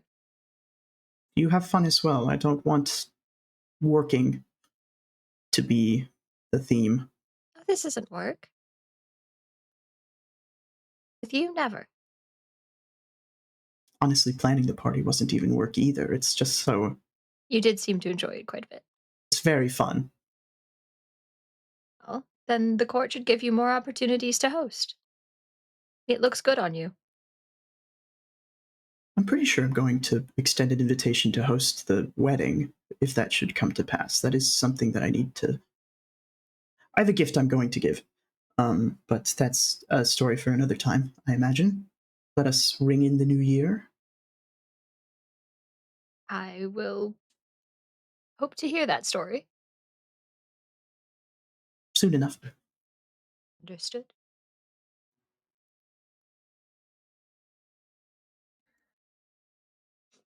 And I think we pan away from this moment with Elise and Octavia, a moment of each of you being able to take a breath and lean into the fact that this is a party. This is one that is not without standards and expectations that Octavia is being held to, but it is a party nonetheless. I think we're going to move over to Carmen Deloso, who is indeed there Yeah. now, not only with their brother, but Mhm. Julius and Nyx both Mhm. came to join the two of you. Well, not really to join you, Carmen, but to join Damien. And Right. Yeah. No, that it makes sense. it does make sense, and you would know this. I mean, well, it has been a little secretive. Well, they have not announced anything official yet. Julius has been over a lot. And you have seen enough of those interactions that, well, they try to keep things discreet and appropriate, at least while they are within view of anyone else. You know the signs of a budding courtship developing. I know my brother. Yes. And I think with that, it is important to make note of the fact that you do know your brother, and you have seen that Damien is very, very happy.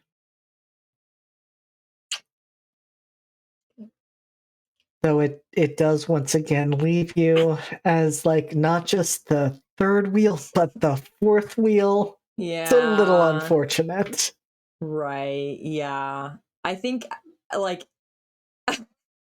um I I think there's just like I try to stay for the appropriate amount of time. Um uh it's just kind of nodding, but after the like fourth or fifth inside joke or like side eye chuckle, um he just does a quick bow and excuses himself from the situation. Um And well, I will say Damien does not in any way like stop you from doing this. Like he wants you to go and mingle and spend time with others. It's not lost on him how you must feel, just as it was not lost on him how you felt when he was in his courtship with Isaac. And so he does reach for your hand just to stop you for a moment, Carmen, and make sure to meet your eyes and says, "Enjoy the night, little brother." You as well. Although it seems as if you've already started to. I have, but I hope that we both can find some enjoyment this evening. I will do what I can. I've many people to speak with. I'll try to catch you before the start of the new year, but if not, and I think Carmen does just give him a hug and say, Happy New Year, and I hope you continue to receive the joy and happiness that you deserve with Julius or with whomever it may be. And Damien returns the hug and says, "Happy New Year to you as well, little brother. I hope you are able to build the relationships you would want to have and you deserve, and repair the ones that have been damaged. If that is something you and the other desire." We shall see if the others desire it. Good luck. Thanks. And he eats. Yeah, I don't think I don't know if Carmen is specifically looking for someone. I think there's a lot of people on his mind that he would like to talk to. But there's also just some nerves of, one, it's a party, and two, it's just things are awkward with everyone v Carmen, and that's starting to show. He thought like having a couple drinks would make him feel more confident and comfortable, and actually it's just like the facade is slowly slipping a little bit. But I think it would depend on whoever he sees first, whether it's Rhiannon or Abigail.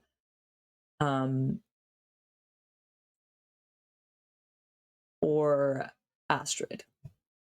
I'm around. Let's talk. Excellent. Okay, cool. Yeah, I'm right here. Come on. Cool. Oh, I missed the scissors at first.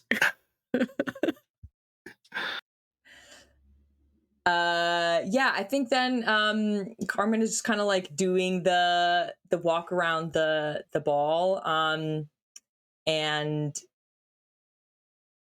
spots Abigail, probably downs the rest of his container of champagne, and walks forward. I don't know if Abigail's talking to anyone. Cool. I don't think so. Not at this point.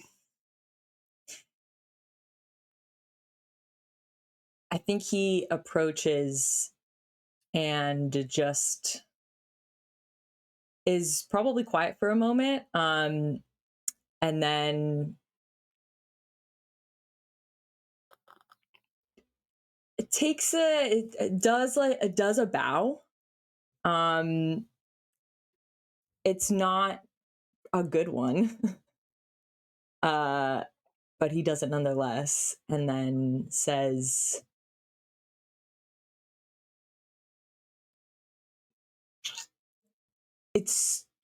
strange to call you queen, but I suppose I can learn. Don't do that. Would you prefer Abigail then?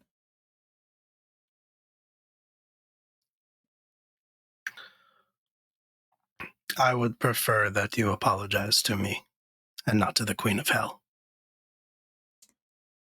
Right. That is my objective. I do want to. Last season,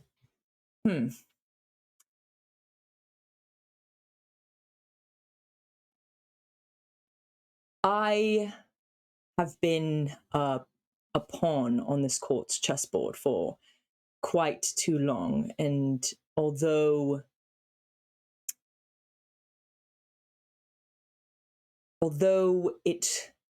there were some other powers at play, it seems I was the one who would take the actions once granted those powers. Zazel gave me opportunities to harm others, and I chose to take them.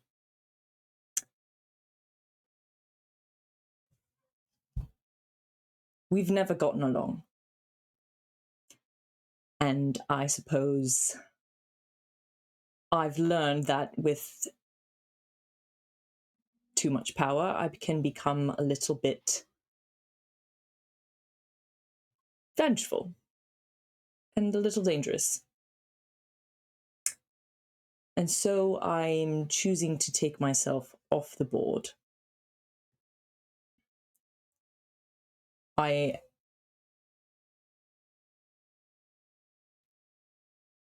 don't think an apology could ever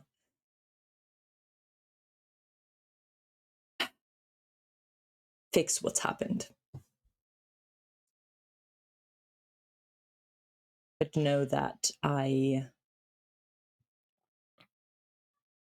am sorry, Abigail.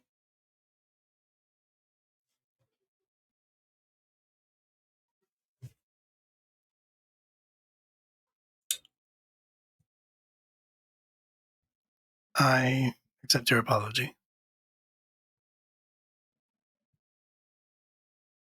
I'm also sorry.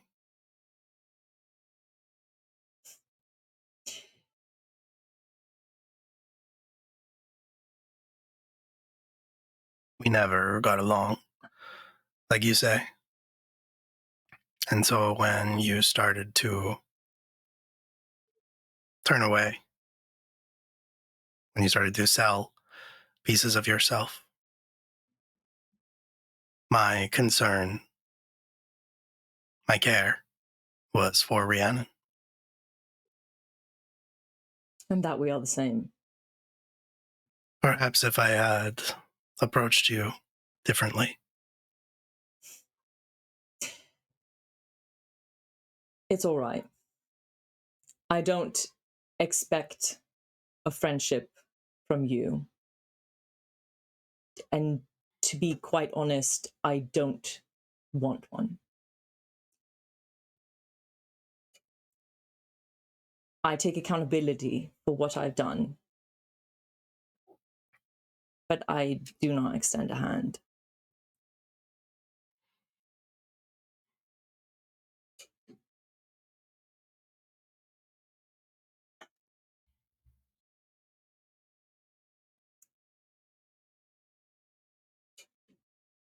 I don't have much to lose anymore. It is known that I'm not liked at court. So I think I'm not going to play these games.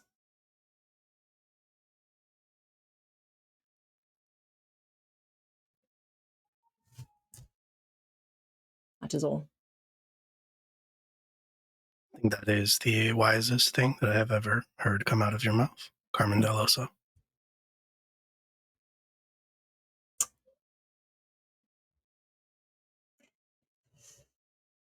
Well, Did you start with me? what do you mean?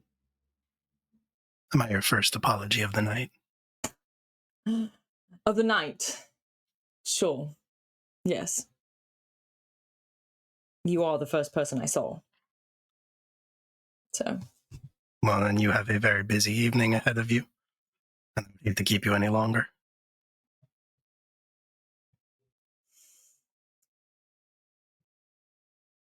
You're not wrong. I hope you enjoy your night with your new friends.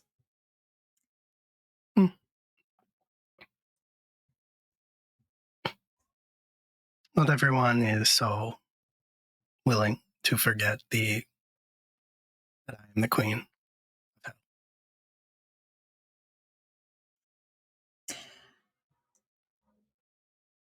And you fought so hard to get it. So enjoy the seat. I shall be waving from below.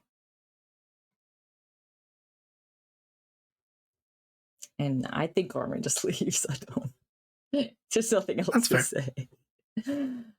I think Abigail will call after him one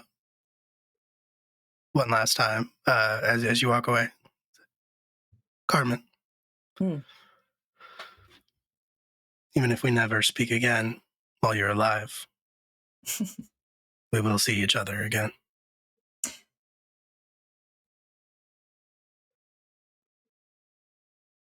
I've been to your domain twice now, and twice I have returned. So we shall see. Perhaps we shall even make a game out of it. Wouldn't that be fun? Enjoy your evening. I leave.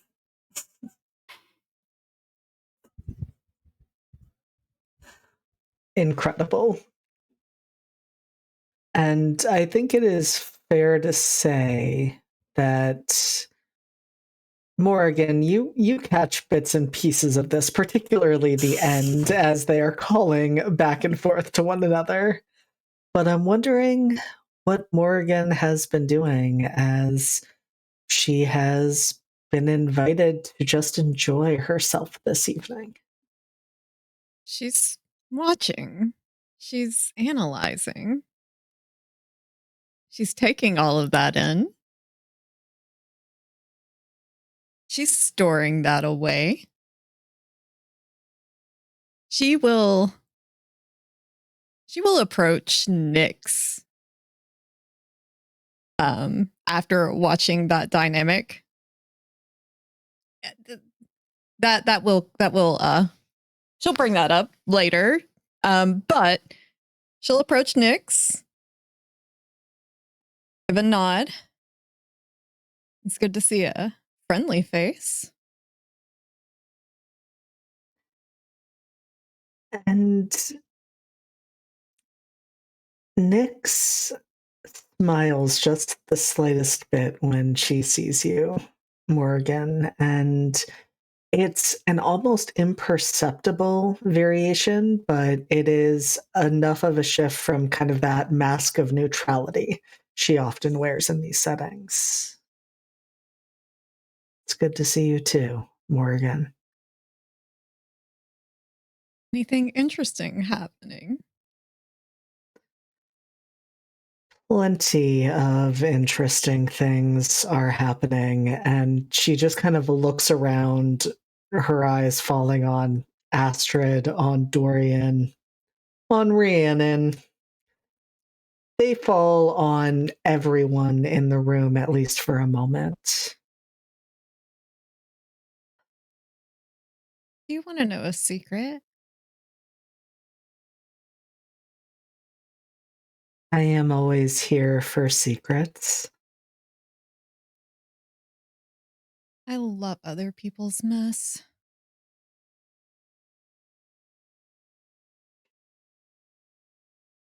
It is enjoyable to watch, is it not? Who do you think I should talk to first?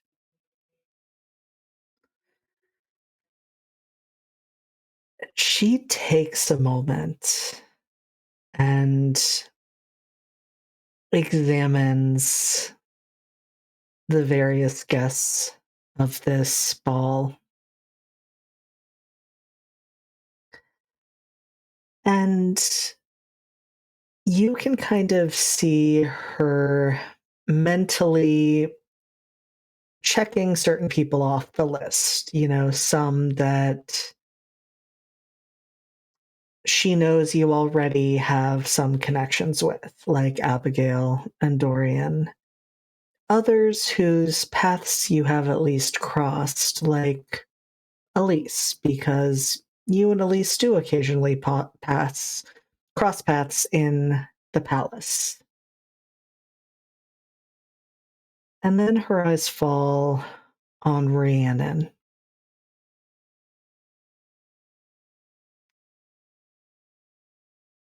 I think Duchess Carewood could be an interesting person for you to begin to get to know. Noted. We'll speak soon. I look forward to it. Enjoy the party. She raises a glass to you. I think at that point, Morgan will start striding slowly, more of like a saunter in the general direction of Rhiannon. And I do like to imagine that like Carmen is there in the background having like been preparing and like taking a step and then stopping and then taking a step and then stopping. And like just as you get up the confidence to approach Rhiannon, you just see Morgan striding her way directly towards her. 100%. Just like pass by as we're heading in the same direction, turns, goes to the canapes. I think Morgan will give you a side glance too. It's pointed. Yeah, just a Yeah. nod. Mm-hmm. Please, after you.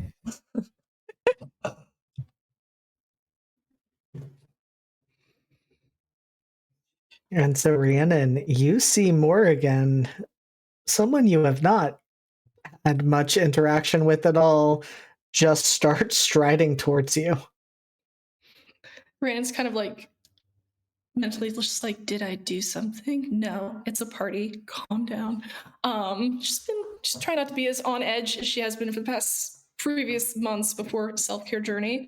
And she just kind of like nods her head, just like, Seneschal Morgan, I haven't had the pleasure. How are you this evening? I have been told to make new friends. So you seemed like a good way to start that. Oh, I'm flattered. Thank you. How are you finding your time moving between hell and the mortal realm these days? Entertaining is a good word for that.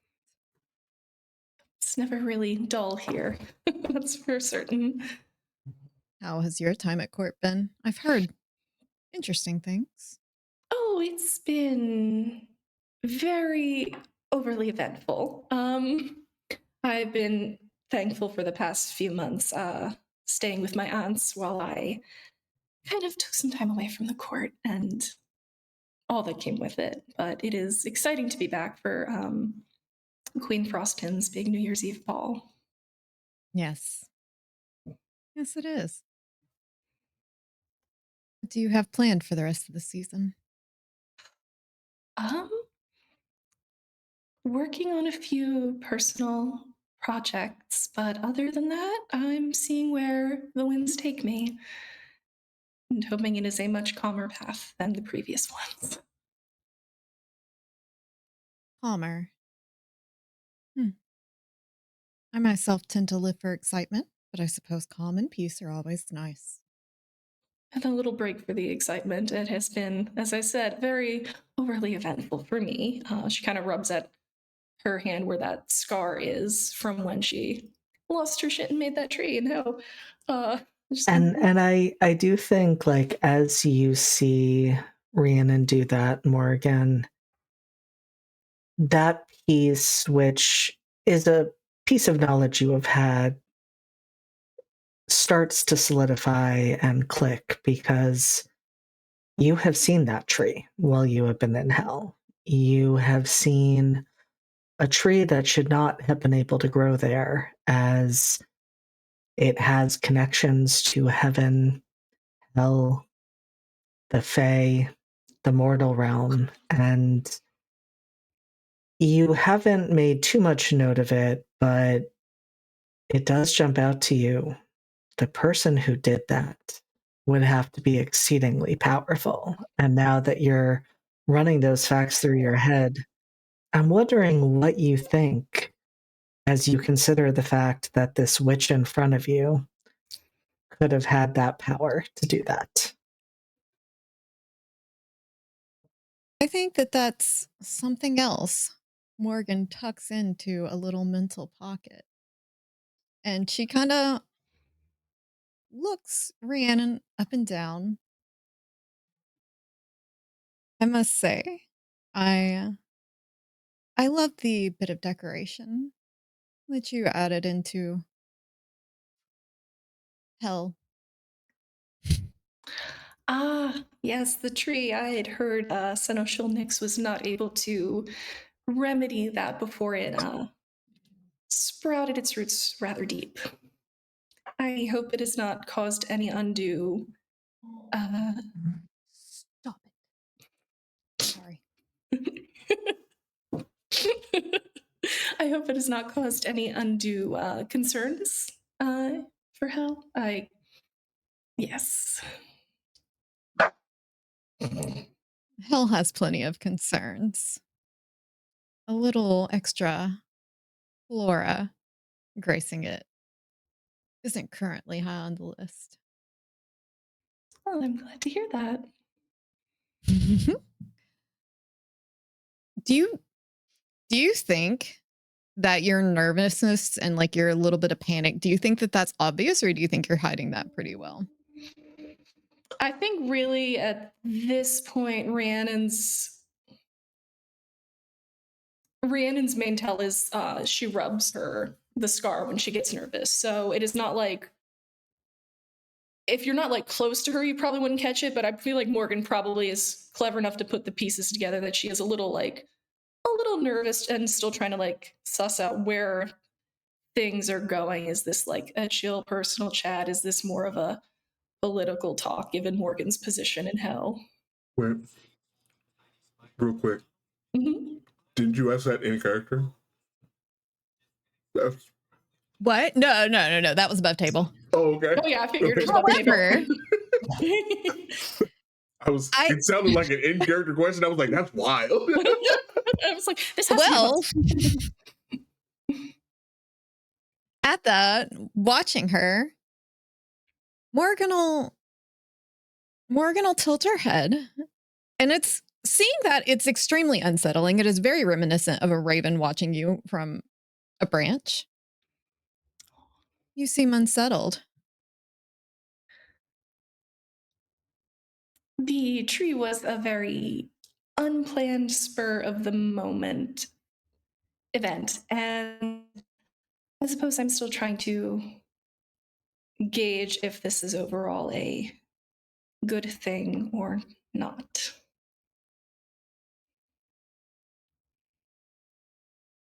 Only time will tell. Fair enough. Morgan, I would like to ask, would you like to use your move Quoth? I was going to, yes.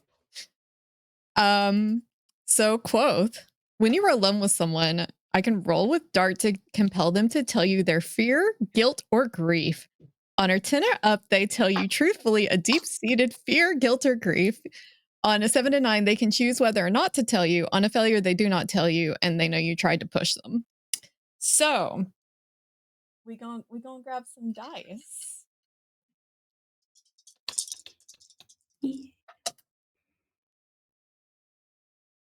That's an 8. Ooh. Okay. So the 8 was I can choose whether or not to tell them. Mhm. Yes.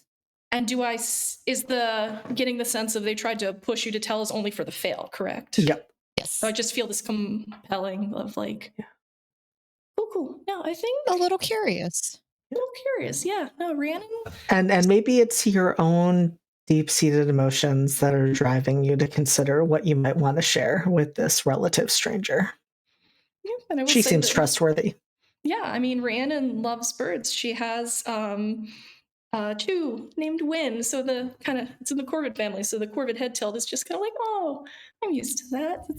And maybe that is kind of the little last like nudge of kind of pushing that information out of just like, okay, this person's curious and they seem not antagonistic at the moment. And it would be nice to open up a bit. And is just kind of like,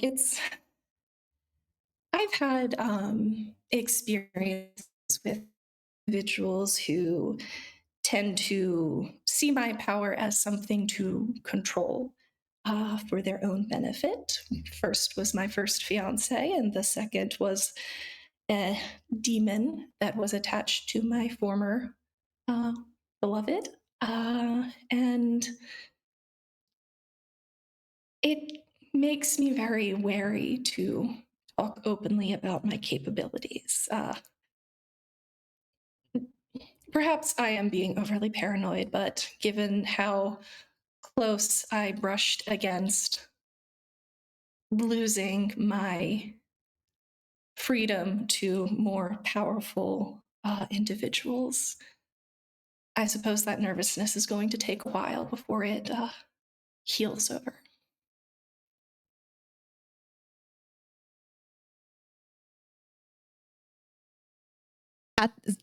So along with that, as you have just done that, I get a string on you because of merely this. Every time you learn someone's fear, guilt, or grief through moves, otherwise, take a string on them. So I think Morgan will give an almost comforting smile. Well, if you have that much power with under others' control, I can't wait to see what you show the world now that you're free. Rhiannon kind of laughs to herself and is like, I would be curious about that too.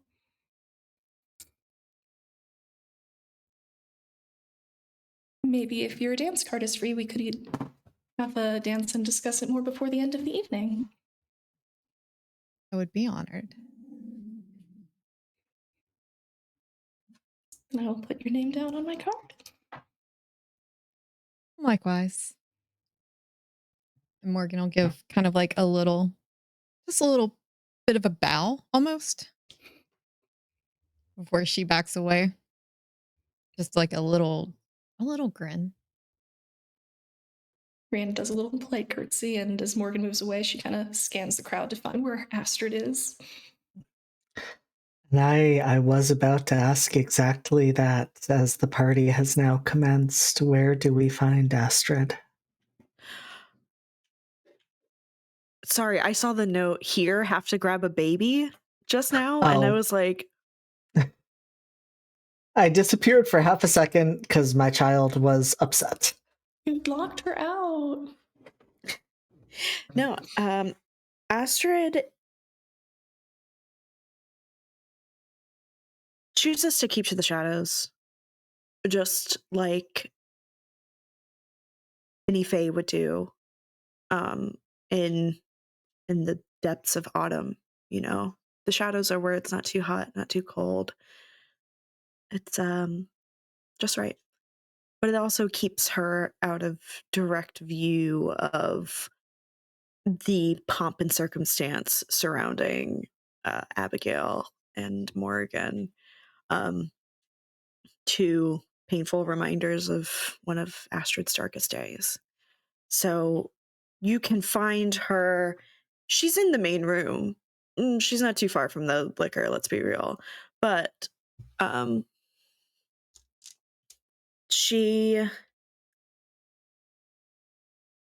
like to think she's actually sitting close to the performers. You know, just enjoying the show and staying out of people's hair to ensure that her sister's fet goes off without a hitch, not drawing too much attention to herself.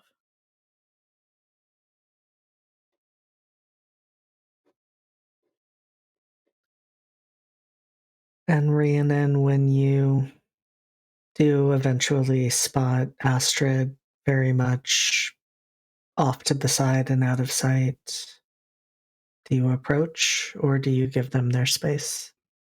I think she approaches discreetly so that if Astrid wants to wave her off, if they see her approaching, she has enough time to see Rhiannon coming and decide if she wants Rhiannon to continue approaching. And if Astrid is fine with that, Rhiannon will approach her.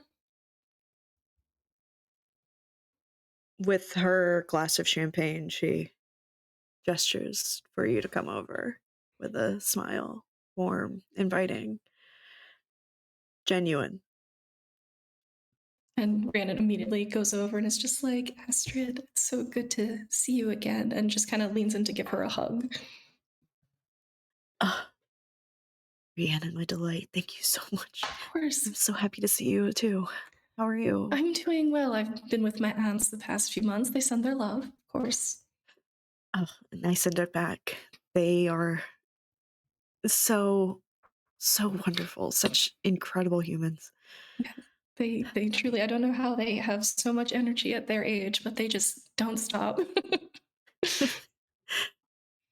Are you doing well? Are you able to be present here without too much interruption?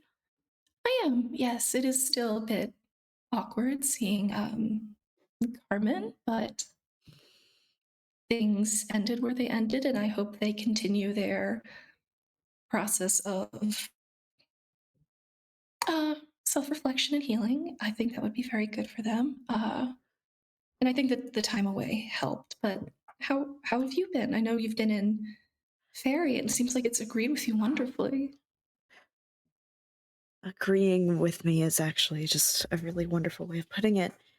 I'm so sorry that you have to be here to confront your past and your demons too, but just like always, you and I have gotten through it all together. So, Yes. but I've been okay. Some distance from society, some distance from. She gestures to the room at large with the champagne flute. From this, it's been necessary. I very much familiar with that feeling. If you need any extra support or a distraction tonight, given the late arrival of certain individuals, I would be more than happy to provide it, or even if it's just to offer you a quick exit, whatever you need. I know you're perfectly capable of handling things yourself, but if you need a friend, you have them. Your friendship has always been a warm and welcome balm, Rhiannon, and I only wish to offer you the same. As does yours, Astrid. You ever need a place to disappear to, there's always a home for you with me and Fairy. You and your family have been so kind as to offer me a sanctuary in my times of need, and it's the least I can do to offer the same to you in kind. Rhiannon looks like very genuinely like touched and kind of has a moment where she kind of like discreetly like dabs her eyes. It's just like, I'm not gonna start crying, but it's just like that means the world to me. Thank you, Astrid. Of course. And I hope Go I ahead. hope when I come, it can also be as simple as just a friendly visit. I would love to see the new home you're making for yourself. Thank you. It's just it's hard coming back when you know you haven't belonged your entire life, that this is not meant for you. It's hard to mingle and pretend like you have a home and you have people here that know your heart and feel like they know who you are when they have no idea.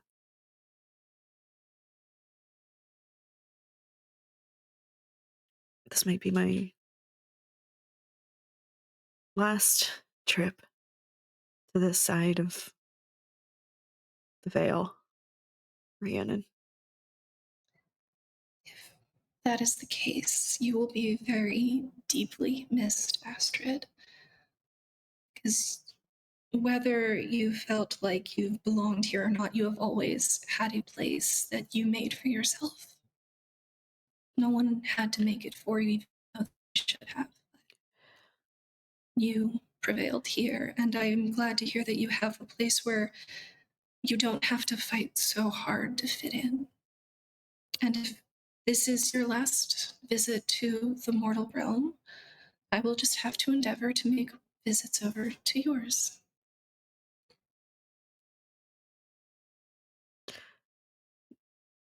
You don't have to be alone here. You don't have to be constantly reminded of your past either. You're not tethered to the mortal realm by those anchors. You can loose yourself from that mooring. Don't forget the power that you have in you and how strong and volatile your craft is. Yes, it's the volatile part I need to embrace more without fear, I think. But I will. Uprooting things can be a very delicate process that can take time, but thank you for reminding me of that. You and I both know too much lately about establishing roots where they don't belong, don't we? A little bit, yes.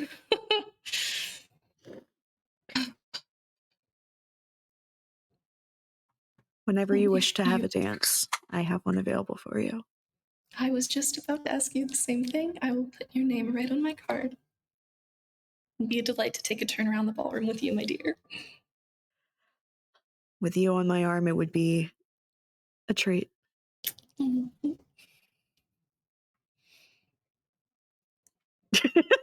Fuck you, JT. Now kiss. We kissed at the winter ball. Incredible. They made that from beacons. It's got so much use potential for this game. Yes. Needs to be a reaction here. Keeping this shit within arm's reach. Yeah, I gotta get that made before. You Hell gotta yeah. keep that on. Absolutely.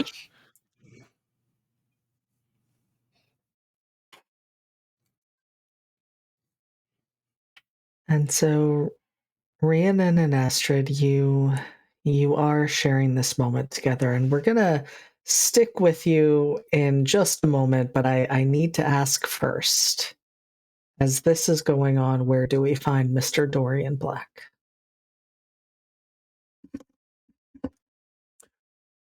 I don't fucking know. So dissociating in the ballroom. Okay. I think he hasn't really left hell this entire time. So this is his first outing, as his new self. So I think he's just been slowly making his way around, saying hello to people, introducing himself. I think he has been trying to keep eyes on Astrid so as to not accidentally run into her. Like, if he's going to do it, it's going to be on purpose. But he's currently doing a back and forth between respecting her space and wanting desperately to try and speak to her. So I think on his path there, it'll probably stop by either whichever one of these two, either Abigail or Elise. Mhm. So I don't want to speak for Will, but I am going to say I think Elise might be the person you're able to approach because you realize Abigail's orbit is taking her closer and closer to Astrid. Yeah, I'm busy. So what you mean to tell me is I actually think I want to go over there first. Fucking nope, it's okay. I'm giving her space. So we're going to talk to Elise. Good, because I'm finding an Enderman. Don't sound so thrilled to talk to me. No, I'm What? so sorry. That wasn't what that was. You know it. It's okay. I feel like Elise probably crosses paths with Dorian looking very distracted. Right. Like, it's very much, I see what's happening here, stepping in the middle of it. We don't need to start shit right now. And I think just sort of offers a hand with the assumption of let's dance. Like, let me pull you away from this bad decision that I'm seeing about to happen. He looks at your hand like, what the fuck is this? And then there's a smile that comes to his face. He'll nod and we'll go out onto the dance floor with you. It has been far too long, hasn't it? It has. I see Thomas treated you well. It certainly could have treated me worse. I see you Yeah. are finding your new station. Better for worse. Understood. I wasn't able to find him. Well, in that we are much the same.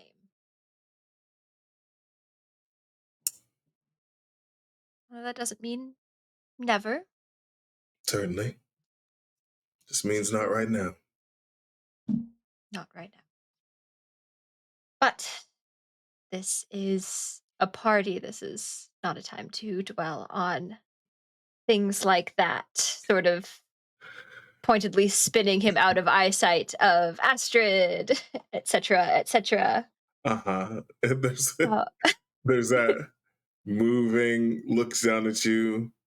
I know what you're doing. And thank you. we have to look out for each other. Friends do we not? We do. So tell me everything. How have you been? Where have you been? Hell. Right.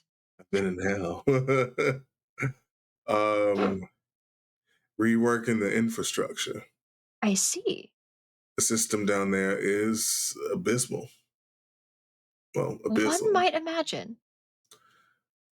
Yeah. It's Grand plans, I assume. yes, it is at once chaos and also bureaucracy. So much like London, then. Mirrors, certainly. Mhm. But we're making changes. Abigail and I.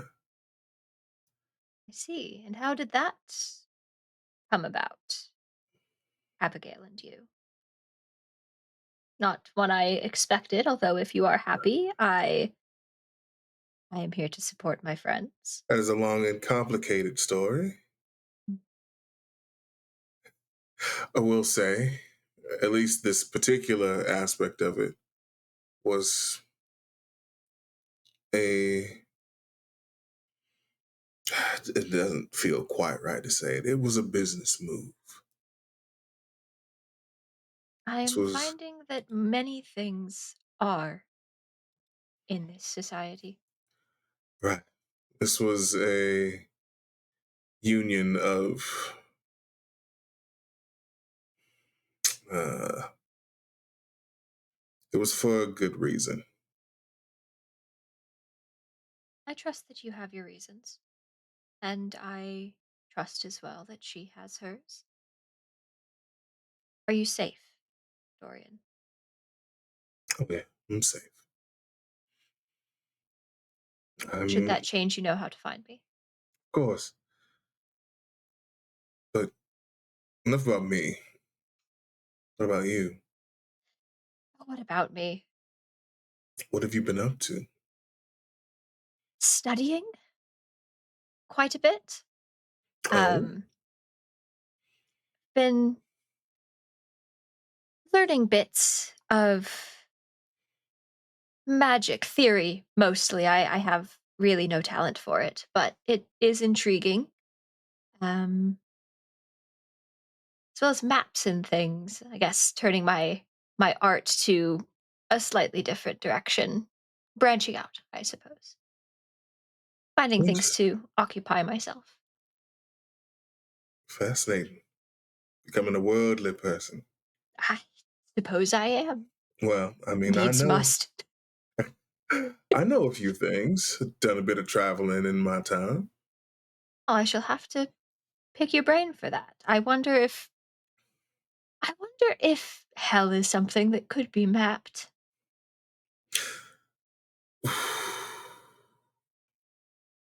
Or is that something I should perhaps not speak aloud? Parts of it, certainly. Hmm. Well, far be it from me not to try. Some of it, I don't know that you'd want to. That sounds like a challenge. Maybe. Say, how difficult is it to visit? In a friendly capacity. Last time was a bit of trouble. Certain things could be arranged. Understood. Likely would need to be a pact, but we can work out the arrangement. I'm not going to try and screw you over. We are I would friends hope not. after all. Right. And I do hope this won't be your last time in London. You'll be around, yes? Thinking about it. I'm hoping, or I was hoping to speak to the king and the sovereign. Oh. About what, might I ask? Although I suppose you are your own royalty now. Right. Baffling how moves are made. Quickly. I know. Seems And everyone I know has become royalty lately. and this wasn't even really on purpose, or at least not for me anyway. I didn't. Accidentally. Well, surprised, certainly. Hmm. Surprise royalty. I suppose I shouldn't hang on to my peasantry too tightly then. Yeah, it's malleable, certainly.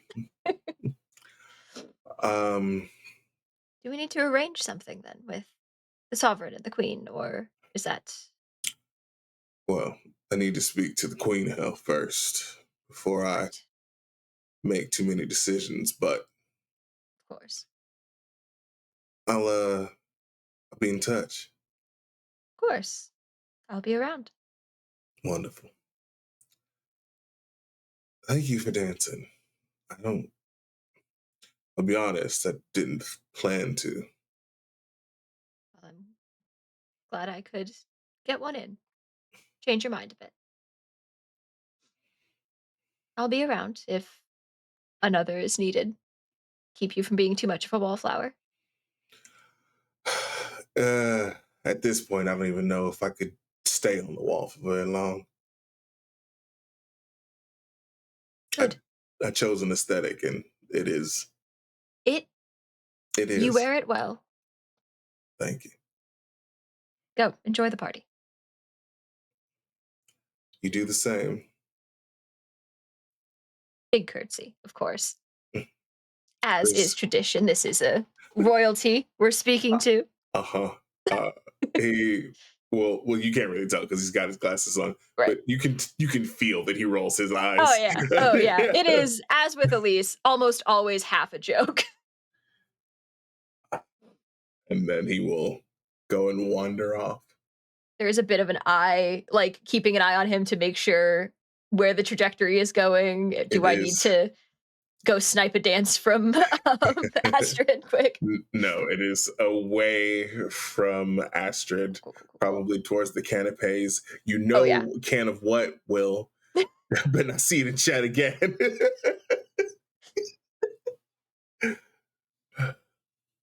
And I think with that, we see, Elise keeping their eye on Dorian, kind of glancing over towards Astrid, just making sure there's adequate distance there. And we see the moment that Elise recognizes that as Rhiannon and Astrid finish speaking and Rhiannon moves away, there is movement as Abigail approaches Astrid. What do we see as Abigail approaches?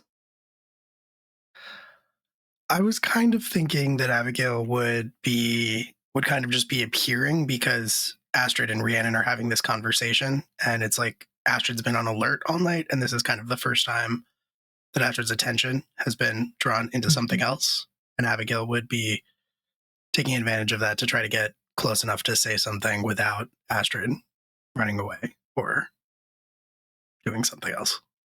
And so while Elise sees that approach, Astrid and Rhiannon absolutely do not.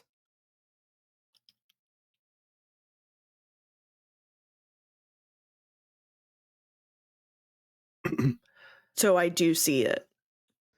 You do not, Astrid. Okay, got it. You simply hear and see what Abigail is willing to show. I think that is And what just do I like, see?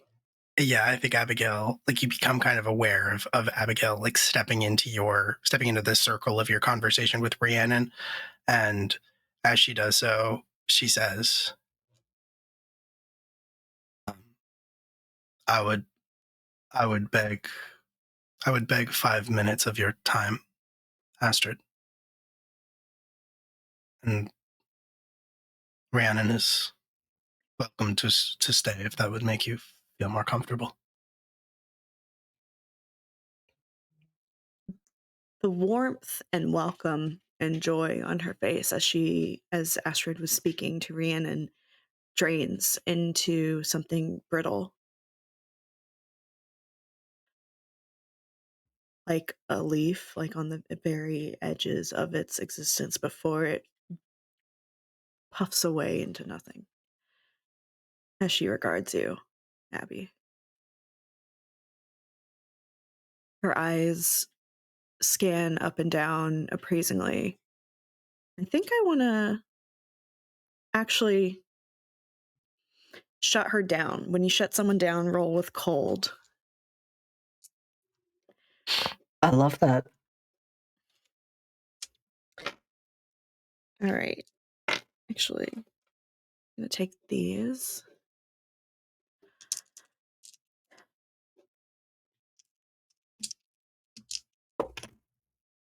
Fuck. Well, I don't do that. You see Astrid try to put on a brave face. They attempt to be cold and they attempt to be, somewhat of a distant bitch, but that's not who they are. It's a front, a facade. It's just as brittle as it's just as brittle as her hold on things. And when she realizes, like, it's not going to work, you haven't gone away, she's like, fuck, okay. By contrast, I think Abby seems very genuine and very kind of, there's a little bit of like desperation that she is trying to cover up and is not succeeding at. And I would offer Astrid a string above the table on Abigail as kind of a show of sincerity.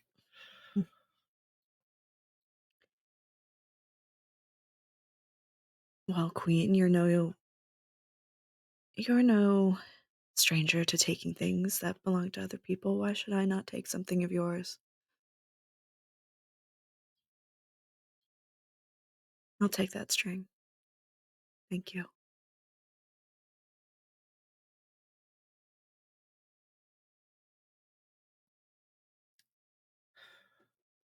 I don't want to burden you or intrude, but it is a night.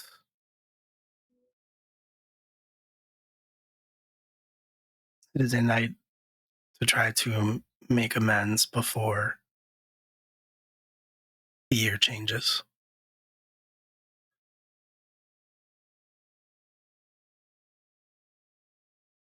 And I would like to apologize if you would hear it. You may give as many apologies as you wish. It soothes your soul. I don't expect you to forgive me. But how many people can say that they've received confession from the Queen of Hell?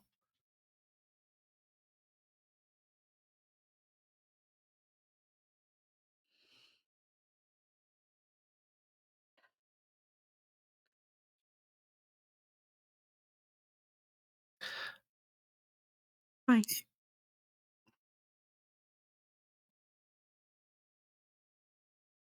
I will hear you out. Thank you.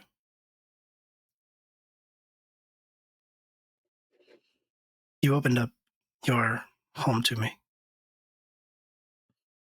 when I was in need, when I was scared. I wasn't sure where else to go. And you were a friend to me.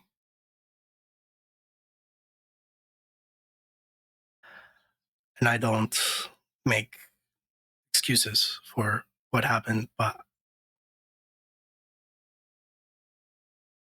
I did not.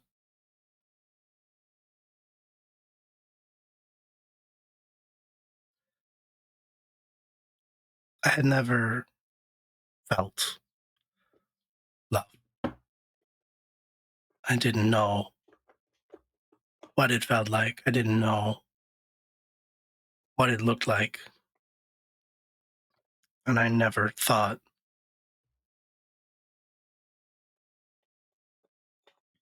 that my plans would hurt you. It made perfect sense in my mind, and that says more about me than it does about you. That, of course, there was no reason why we could not be married and you could not be together.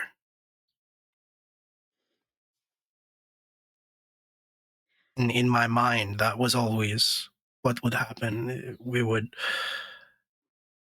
take the throne and you would still be together.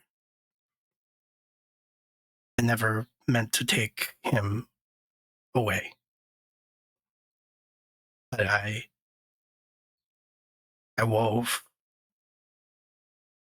too many webs and I took too many things for granted. I did not understand. And you were one of those things. You and your friendship and the warmth and the care that you showed me. I took those things for granted. I wish that I had done things differently. You know me, and you know who I am, and you know what I am. You know that I manipulate, that I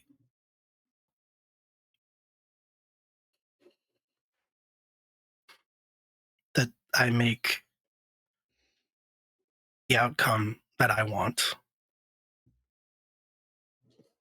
the outcome that happens.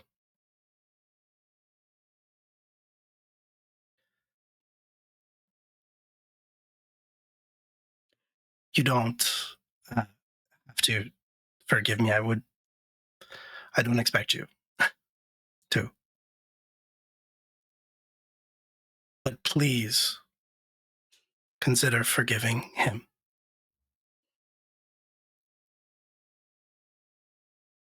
Because this is what I do.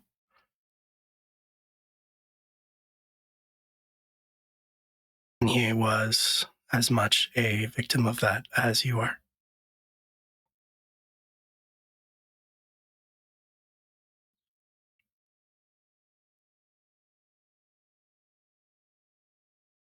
Astrid takes a moment to absorb all of that. And is a little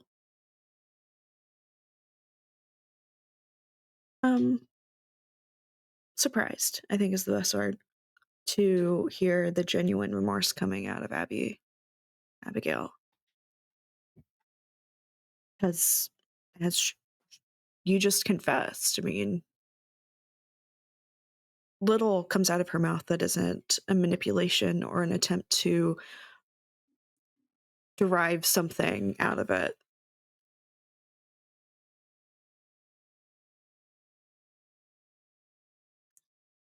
Astrid just takes a sip from her champagne glass, the big, inky black eyes boring into yours as she does so, and says, well, a queen asks something of you. If a queen asks to give something to you, I have learned the hard way that you have nothing else to do but to provide it. I will consider forgiving him.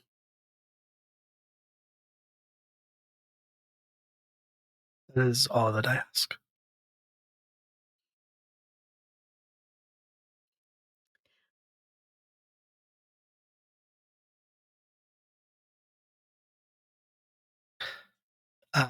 I will leave you to enjoy the rest of the ball.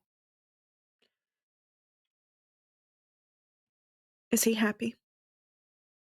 With you, is he happy? Is he fulfilled?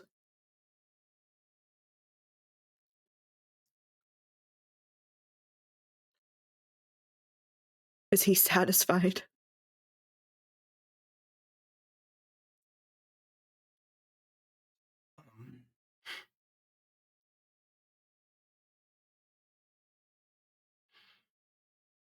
I know you give him more than I ever deigned to be able to give him before we wed.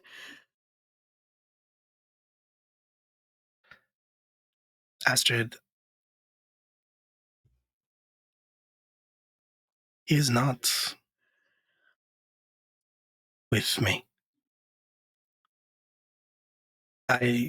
You ask if he is happy. No. Because I love him, but not in the way that you do. And I never have. And I didn't know enough about love to know that. You ask if he is happy. No.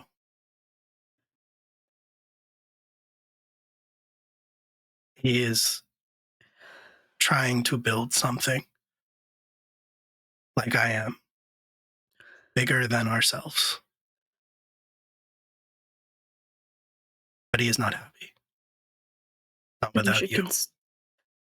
You should consider yourself so lucky to be able to benefit from the love that he's giving you while he's sacrificing his own happiness so you can achieve yours.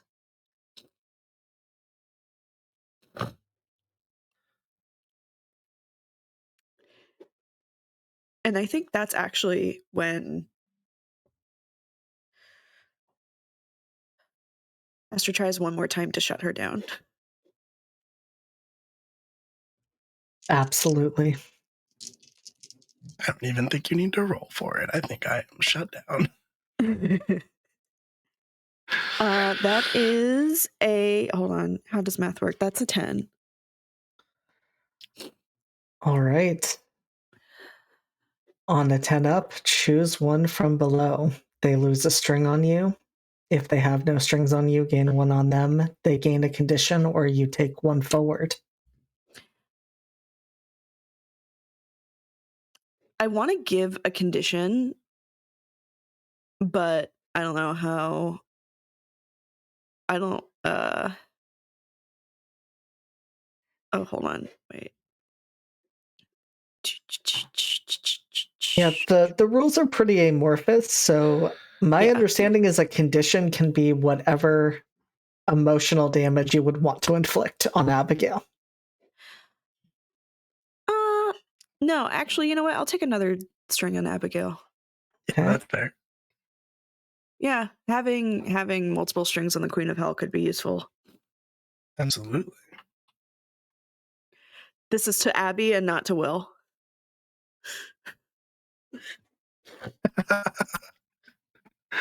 No, that's so fair and so valid. I think it looks like there's more that Abby wants to say when you say that. Like she wants to argue with you about the fact that like there's nothing romantic between Dorian and Abigail, but she, I think, recognizes that there's too much hurt to have that conversation, and just like pauses and like stops herself and says, "Happy New Year, Astrid. I hope the next year is kinder." Next year in Jerusalem. Yeah. Yeah. We'll leave the two of them.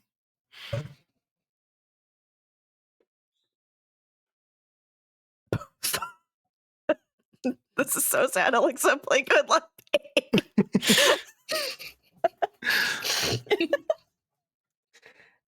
And so, Rhiannon, you have been caught in the middle of this moment this entire time. And I think at this moment we pan over to Octavia, who has been, I would imagine, keeping an eye on all of these things that are going on. And I think it is relevant to make note that as you've been keeping an eye on Abigail and Astrid, on where Dorian is in proximity to Astrid, and on Rhiannon and Carmen, there's a moment as you're watching this interaction between Abigail and Astrid that your eyes kind of gravitate back towards Carmen, just checking to see where they are.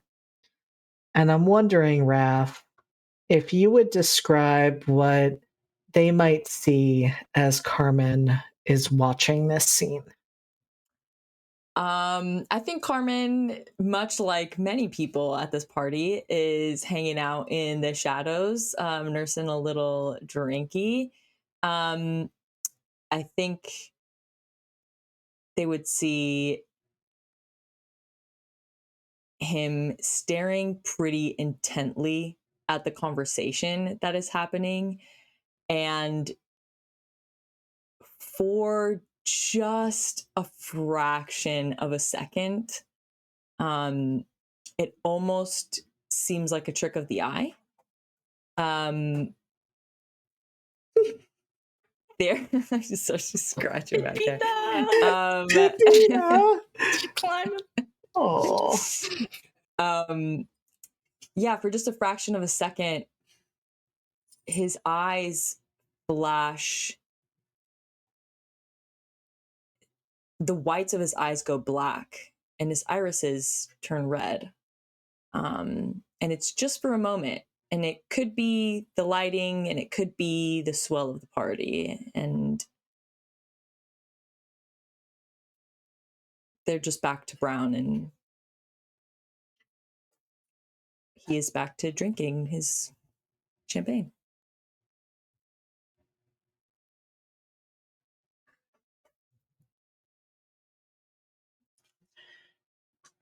Octavia sets down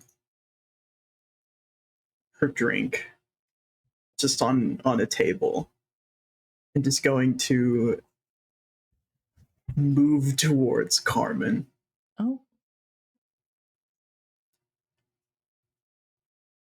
And what I would ask is, I, as the GM, am going to need to step away from this screen for 2 seconds to stretch because my back is dying. So before we do this conversation, I would just like to give all of you a chance to yell everything that you've been yelling in the chat just directly at Raph, and I will be back in 2 minutes. Mortal my ass. Hey, what the dog doing? What mortal playbook is this? Stop what I saw. Mortal Frank does keep not flicking equal through all of human. them. That part, though, that is a good point. Monsieur Le Maire, you wear a different shade. BRB, I just don't know opening what every you're single talking playbook I have about. access to, like I don't know thus. what you're talking I know Who what is you're this talking lad? about. I'm just a normal human man. I'm That's an your innocent dad. man. Okay, so That's your dad. So you're saying, cry. what you're telling me is that normal human men have their eyes changed to look like demons randomly out of the blue. Is that what you're telling me? Mhm. That is mean, my yes. To be experience. fair, normal actually. human men don't die twice and then come back to life. Skill Okay, issue? so you're already arguing against your point. That's wild. That's crazy. Right, so you're But mask right off. now, Right now you're a normal human right man. now, I'm So you weren't before, but now you are a normal human man. Ooh, even though right, normal human men don't die yeah. twice, is what you're saying. Right. It's just Something- that I'm last still time immortal. it's just that last time your eyes were changing on the regular, you had a demon living You had inside a of you. demon. Well, and, True. and before that, it was my brother. So is that Right. really that Right. different? It seems pretty normal for Carmen. Except you said you were a mortal. Yeah. I don't think- am. This doesn't sound like your healing journey. I This don't doesn't sound like a healing Right, 'cause journey. you said, Bold of like, you to therapy was assume that this is happening not the inside. healthiest version of Carmen. Ooh, That- ooh, that's Healing. rough. Is this Carmen I after don't think therapy? it's- Rough, but sometimes the truth is rough. You know, That's all I'm The gonna say about truth is that. rough. The truth so is fair, rough. bestie. So The healing journey is not linear, okay? Oh, thank and you you. can take that to Yeah, it therapy. is. No, because Stop like backtracking either. no, because I like at actually this have point, therapy in 20 minutes, so Even the steps backwards are part of the dance. Thank you.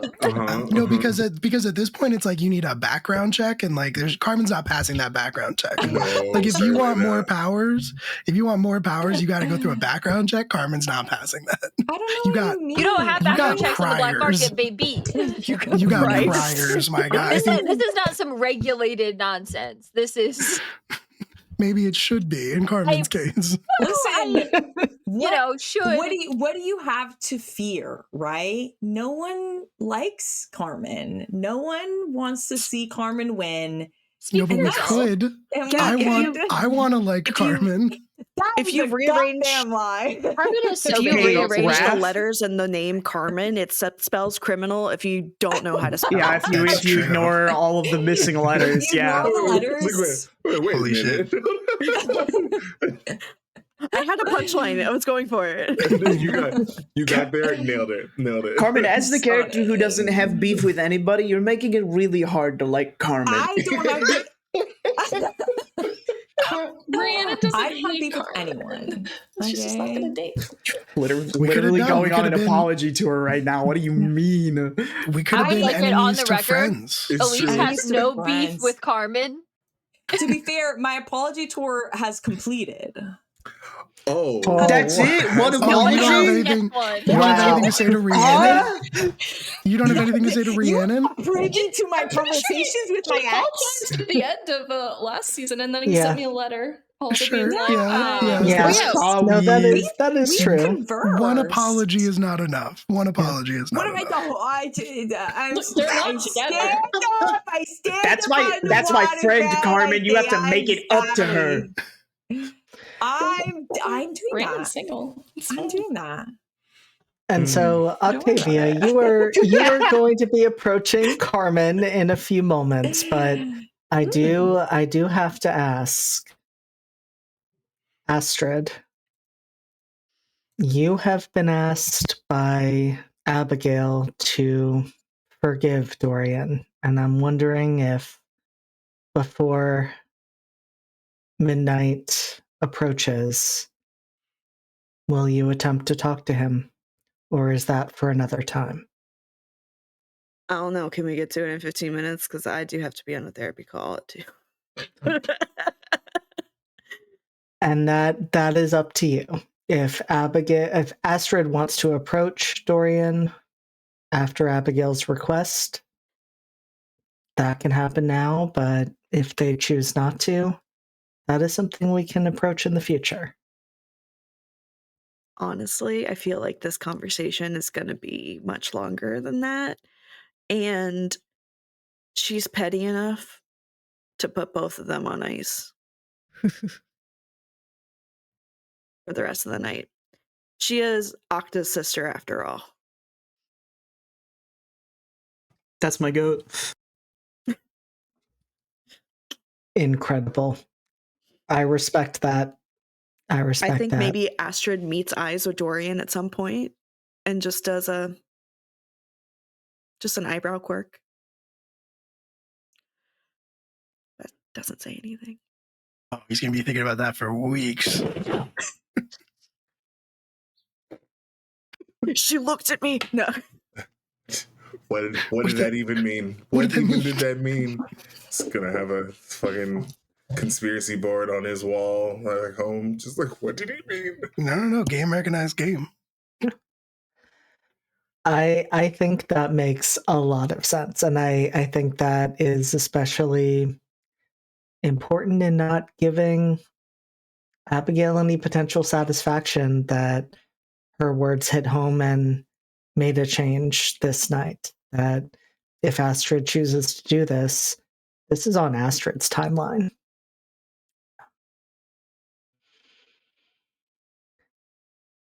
And that's on Amber going to therapy. We'd love to see it. And so, Octavia, you just caught this weird thing happening with Carmen. What do you do? I think she walks up. She's pretty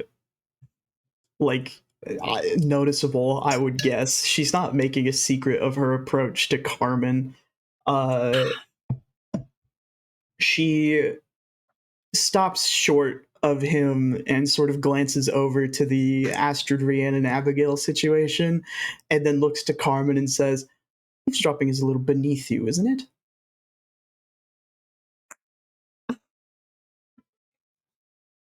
I am merely keeping an eye on the situation. On Rhiannon or Abigail?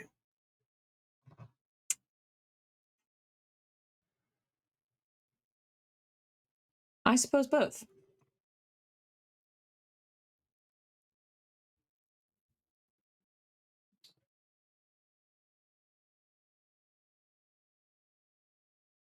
How are you doing?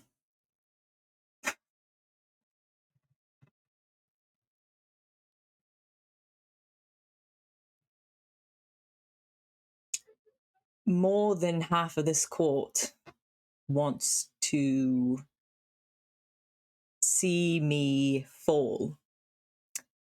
So I'm doing about as good as I can. Although, now that I have nothing to lose, including Rhiannon, I do feel a bit more liberated.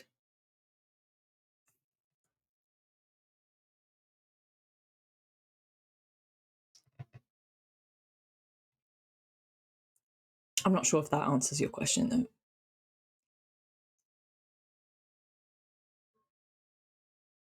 I would not have invited you if I had thought that New Year's was a time for change or not.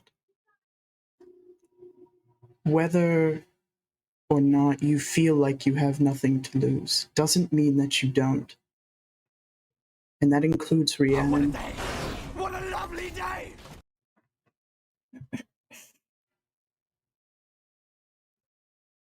Wow. I don't think that you should fault, but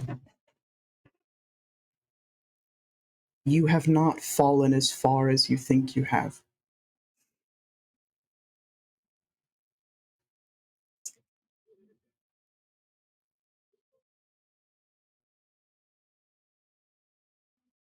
I think over the past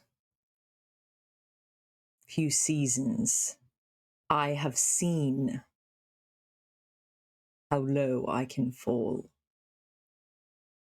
And I don't expect to find myself in that place again. I'm just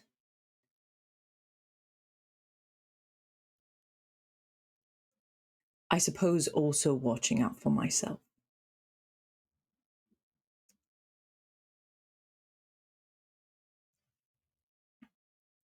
This is a lovely party, though. You've done really well, and I know things between us have fractured. But I want to say, genuinely, the crown looks good on you.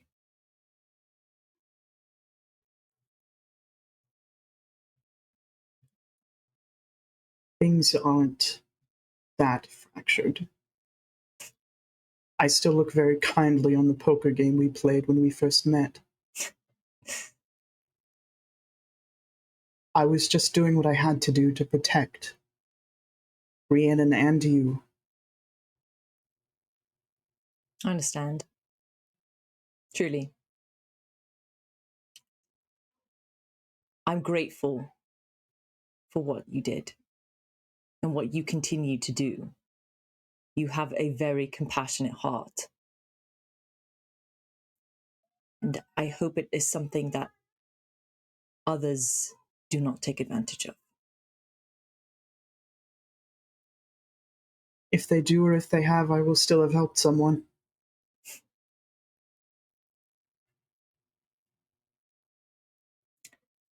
You make a very good queen.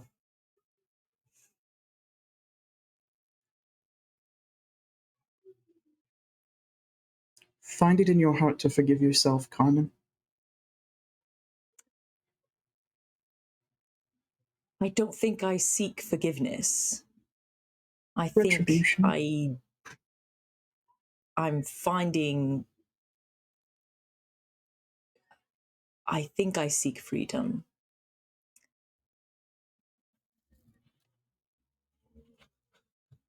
I no longer want to be a player nor a pawn.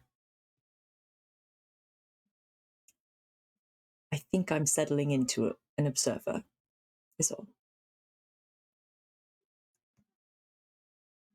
The very first lesson I learned at this court was that nobody gets to observe. Well, I perhaps I'll thought be the first. maybe. If you're as tenacious at this as you are at listening in on things, then I suppose you just might. It seems I have much to learn, for I didn't hear a thing. As much as I would Observation, like to. eavesdropping, it's all the same. Have you had a chance to dance? Not yet. I've been keeping an eye on things. I think you should stop trying to observe and find Elise. It's almost midnight, and you should celebrate with the ones you love.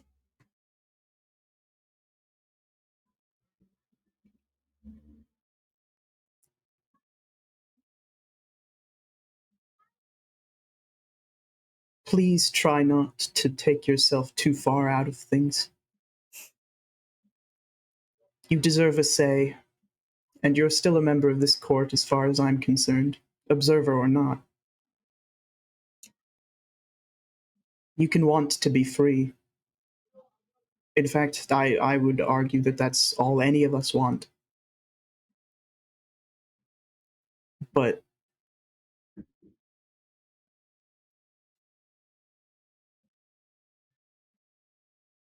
I always found you quite charming, and it would be a shame to see that face pull out of our ton.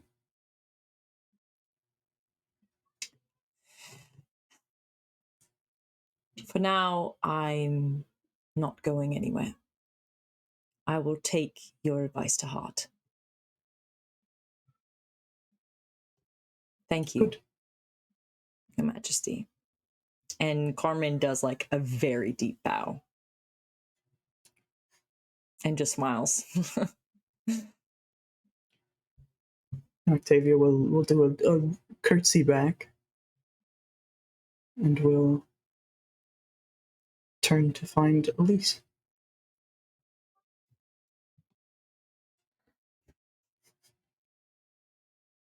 And we will be circling back to that in a moment, because my last question for each of you as we move closer and closer to the midnight hour is, in these last few minutes as midnight approaches, starting with Astrid, what do we see?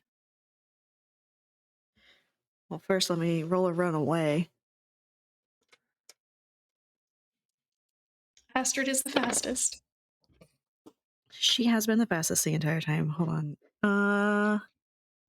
Fuck. Actually, she does not go to a safe place. She doesn't even get away, but I rolled a 6. No.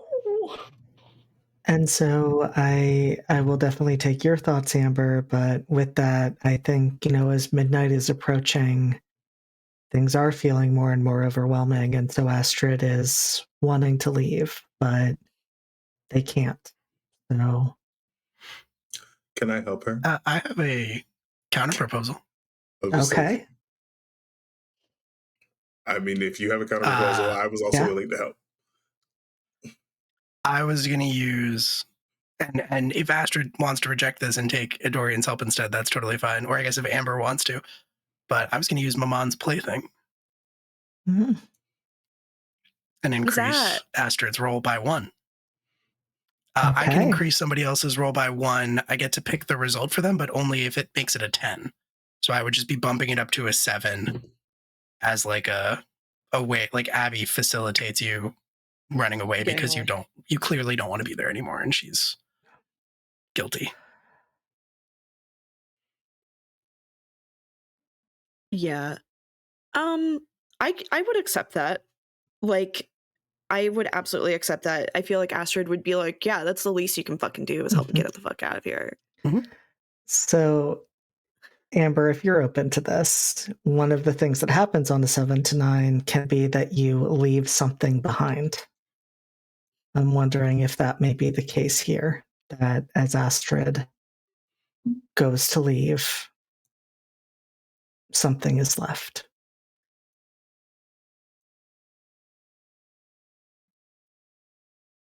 She kept the engagement ring Dorian gave her.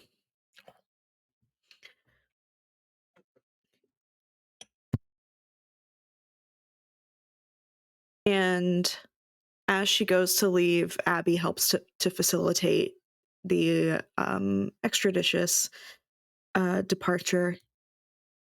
And Abigail just presses the engagement ring that's on a chain that Astrid has been wearing around her neck for the past several months into Abigail's hand and says, "This doesn't belong to me. And it is only right that I return something I took under false pretense."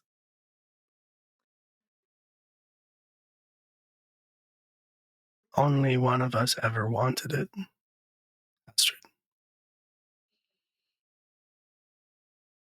But only one of us got it.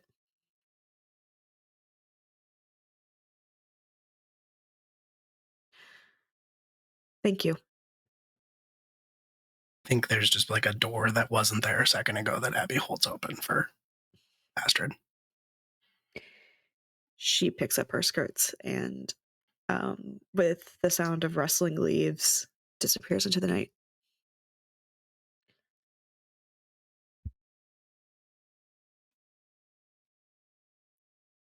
And so as midnight approaches, Astrid is gone. Amber, enjoy therapy. Have fun in therapy.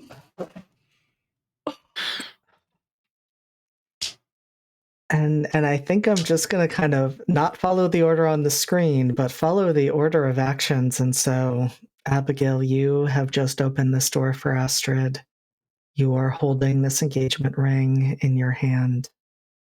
As the clock ticks down to midnight, what do you do?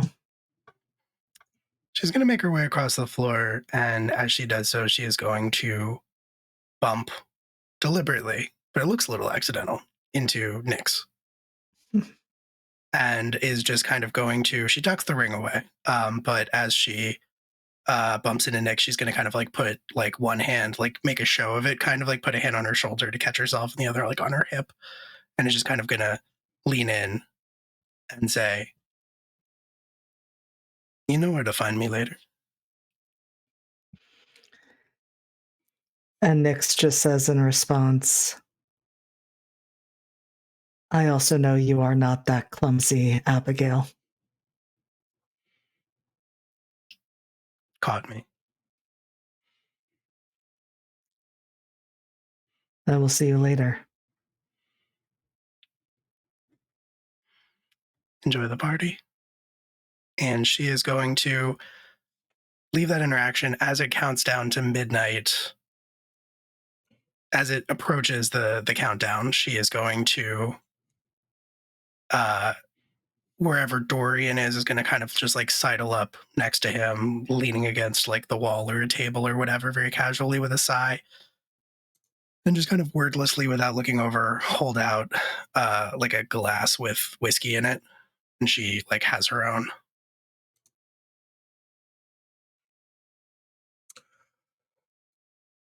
So I was willing to help Astrid out with her escape. So I think I saw that moment between between them and Abigail.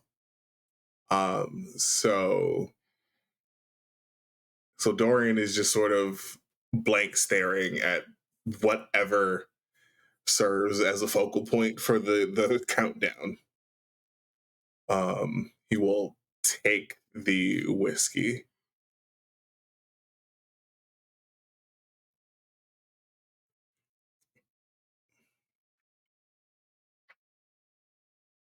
And I think very little is said between the two of them. They just kind of have that moment of quiet. But like I think as the count reaches its crescendo, Abigail doesn't move and just sort of stays by Dorian's side. As the noise and tumult starts to settle, I think she says,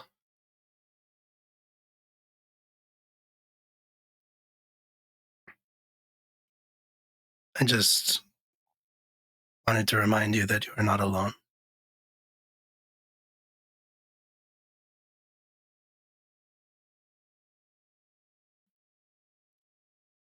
Certainly feels like it.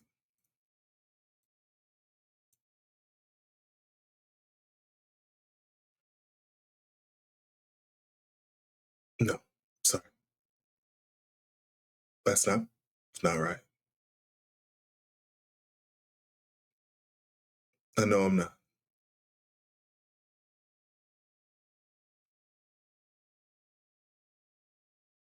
You don't owe me an apology.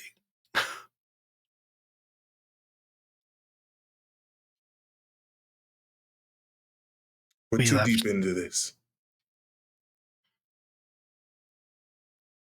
We No left reason. apologies behind when we became partners.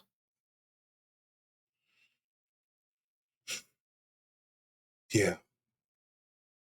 But it also means that we left lying behind, at least between each other.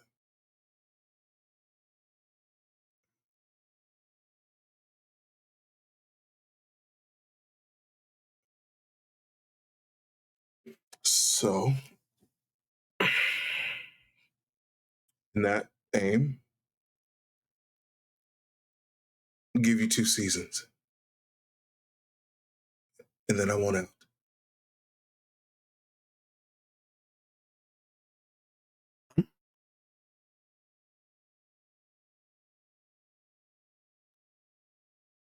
I know we are building something.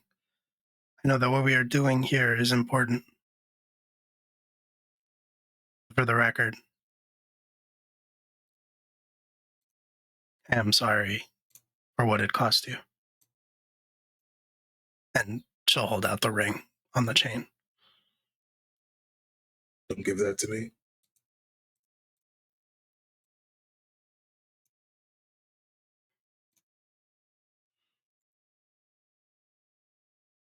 If I take that back, I will fall apart.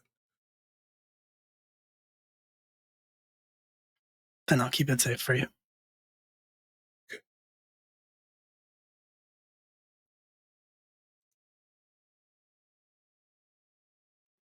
I don't think there's much else that they say. They just stand there drinking whiskey. I think probably after a couple of moments, the glass gets drained and Dorian is just going to no longer be there. There's the sound of fluttering of wings, and then he's gone.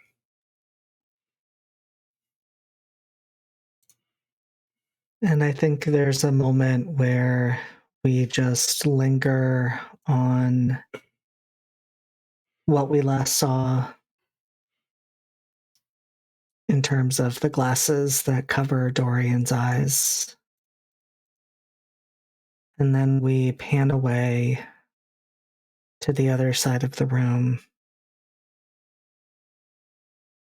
where Carmen Deloso has been watching the King and Queen of Hell.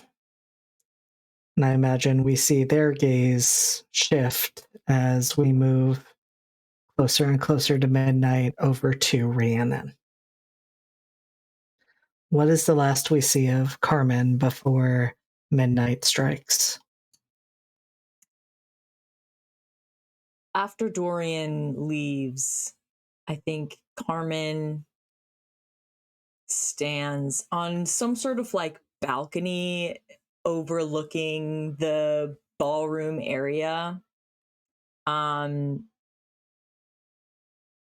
just slowly scans the entire crowd, eyes lingering on every single person. And then as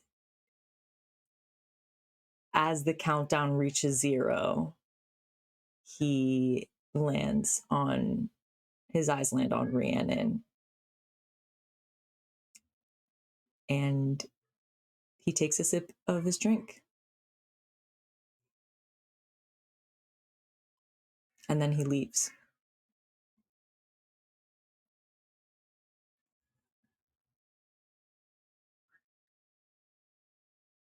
I do have to ask, Mm-hmm. do you say anything to your brother? Give him any indication, or are you, much like Astrid and Dorian, just gone?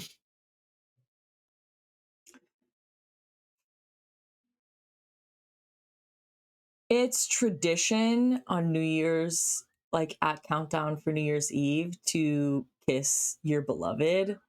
So I think there's probably a moment where he thinks about going to see Damien and let him know that he's going to head out. And probably sees him with Julius. Whether they're kissing or not, that's not up to me. And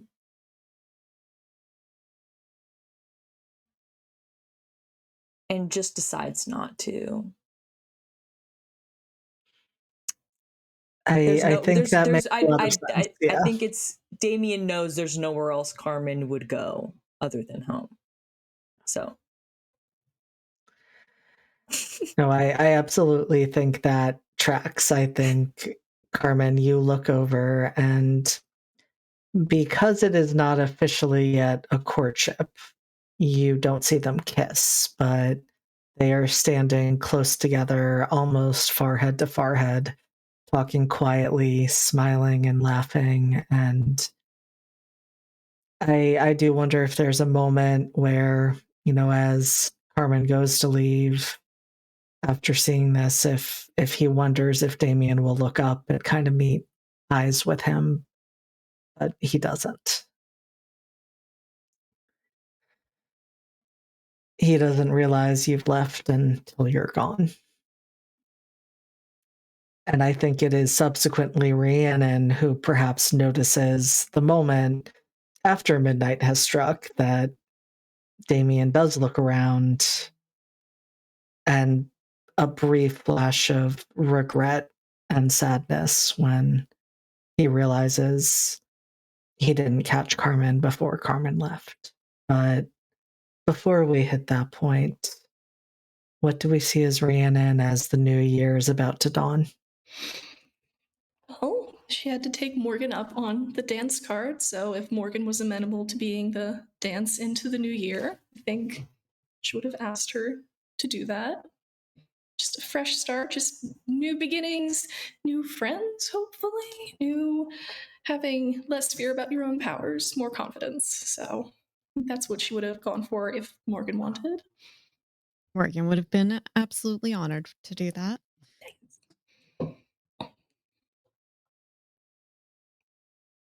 You prepared for a fresh start? I hope so. Prepared as I guess I can be. How about yourself? I think a new year requires a new setting. Did you have one in mind?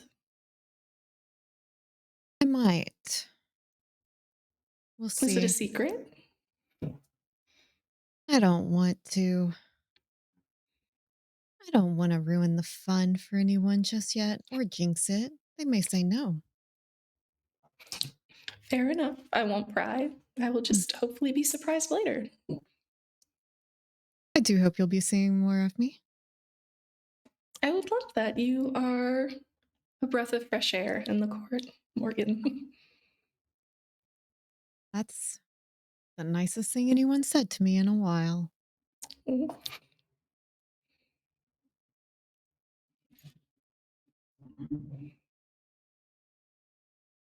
That is surprising to hear.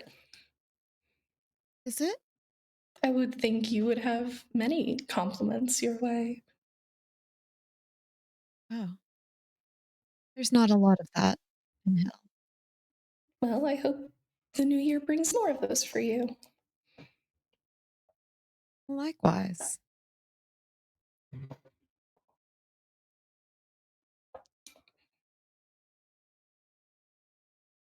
And I think as Morgan and Rhiannon are spinning around the dance floor, we come to rest on another two who have spend a few moments before midnight. Yes, agreed. Now kiss. Elise, Octavia, where do we find the two of you as midnight ticks down? And I will also ask Octavia, as we approach midnight, what has she set up to commemorate the start of the new year? So the dance floor is outside on purpose. Octavia will excitedly rush to Elise. It's almost midnight. We should dance. Yes. I thought you'd never ask. And Octavia will pull Elise into a dance. When Octavia and Elise met, it was at a house party to commemorate the beginning of the season. And they shared a moment with Elise that was outside and was peppered with fireworks. And so Octavia has arranged for a small fireworks show over the garden of the Fairy Manor.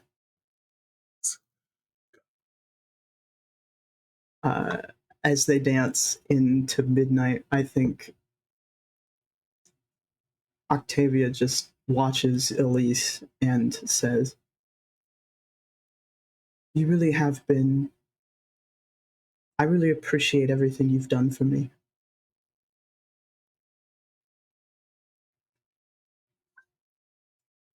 I haven't the slightest idea what you mean. You've been nothing but a good friend and, well, more than that. You've deserved every bit of kindness that has come your way, mine or otherwise.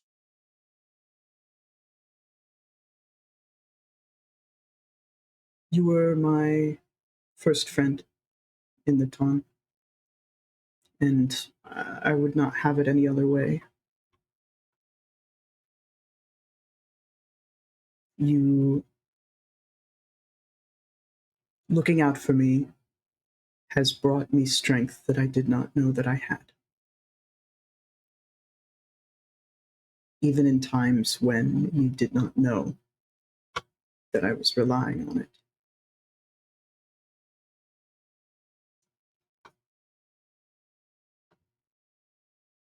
I don't believe I gave you anything that wasn't already there. You are one of the strongest, most powerful, most spirited people I have met in my time here. I'm so very glad we did meet. And I think as the clock strikes 12, Octavia follows just a small impulse. She knows better than to go all in on this, but she does lean over and give Elise a peck on the cheek as the fireworks start to commemorate the new year. I think it's a good thing that this is when the fireworks show sort of kicks off in proper fashion, um, because the color of Elise's cheeks and perhaps the sort of startled sound that she makes is maybe not befitting a lady of her station.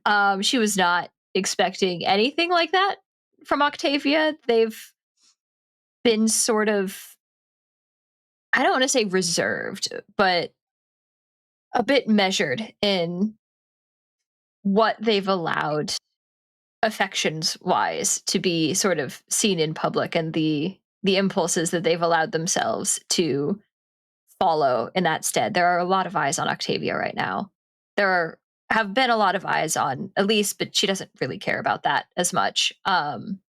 She knows that whatever this is going to have a lot more ramifications for Octavia and her court, and doesn't want to push any of that farther than Octavia would want, and is maybe a bit more hesitant than Octavia for that reason. Um, so I think even a chaste sort of kiss like that has Elise sort of stopping in place and blushing and sort of looking around, who saw it? Do they need to be worried? Sort of a little bit of panic, but also like a grin that she can't stop before it's there. So, a funny thing, because we haven't bothered to do this in quite a while. Yeah. I think this would count as an intimacy move. Oh yeah. Oh yeah. This is Regency England, baby.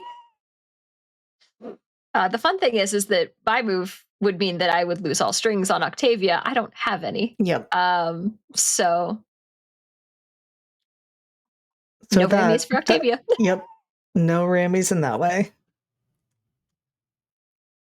As for mine, which is that I can ask for a promise, I do not think that there is anything that Octavia could possibly want from Elise in this moment.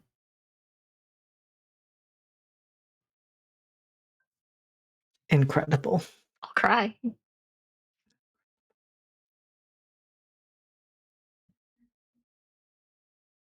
And so, Octavia and Elise, you share this moment as the fireworks begin.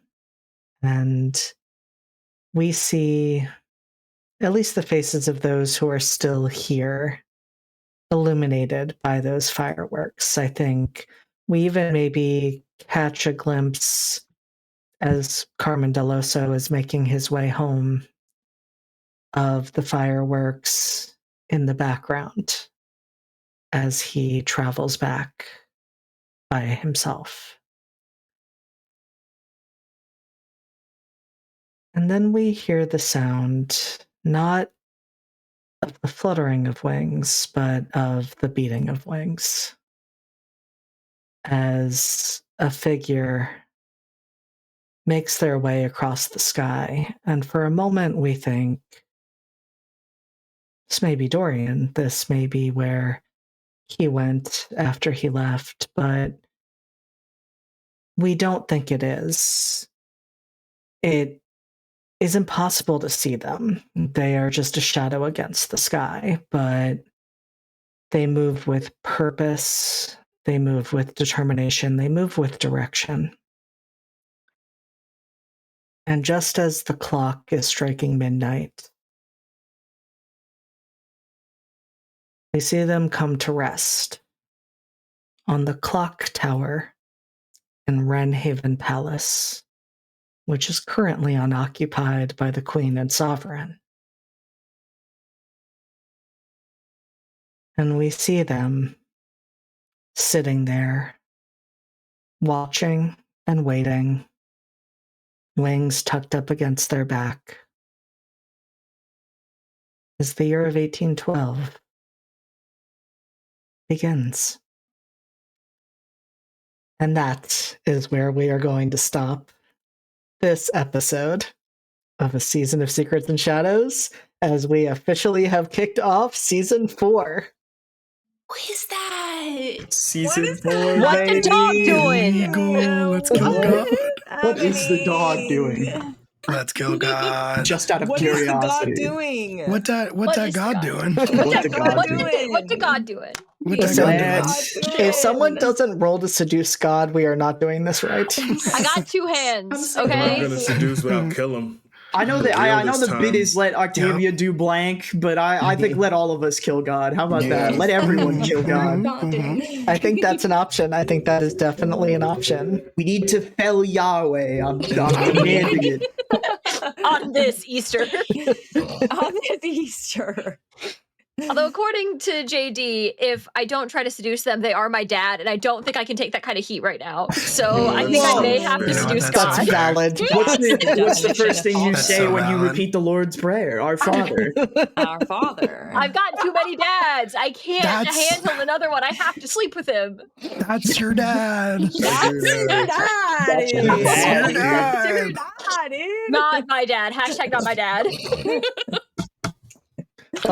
We are having a time today, and so I'm gonna have us do our outros because there are Good still Lord. 8 of us to do that. So I'm gonna kick us Yeah. off with JT. Hey, what up? I'm JT. My pros are them. I'm at Weebjeet all over the internet. I don't have anything going on this week, which is what I would usually limit promos to, but you can catch me on Entropy Emporium playing a grimy little time traveler named Cogs in God Complex. You can catch me running the Weird Wild Tour, a 5e homebrew game on Entropy Emporium. And you can find me here at various different times throughout the next 2 months. It's going to be very fun and exciting, and maybe a little bit romantic. Who knows? That's all. Beacons is over. It's done. There's no Beacon promo anymore. So, I weep openly. What is it like to have managed to finish a game? Well, we're doing another one. Never mind. So, well, it's There it is. It's technically different. It takes place in the future. It's gonna be cool. It's gonna be really fun. So check that out when it comes out in like 2 months. But in the meantime, there's no Beacon. It's over. Forget Beacon. What I'm hearing is, much like me, JT can be bullied into running more games. This was my idea. I was like, hey, you guys want to go again? JT bullies JT into doing more. It was That's also valid. 2-year campaign, and they stuck with it. And then I was like, do you want to do it again? And they said yes. So now they're stuck with me forever. That's valid and fair as it should be. All right, Q, you are up next. Hi, I'm Q, everyone's favorite neighborhood cowboy maker. When you don't see me here, you can find me out on the internet at Midnight Inc. That's midnight, no more underscore, INQ.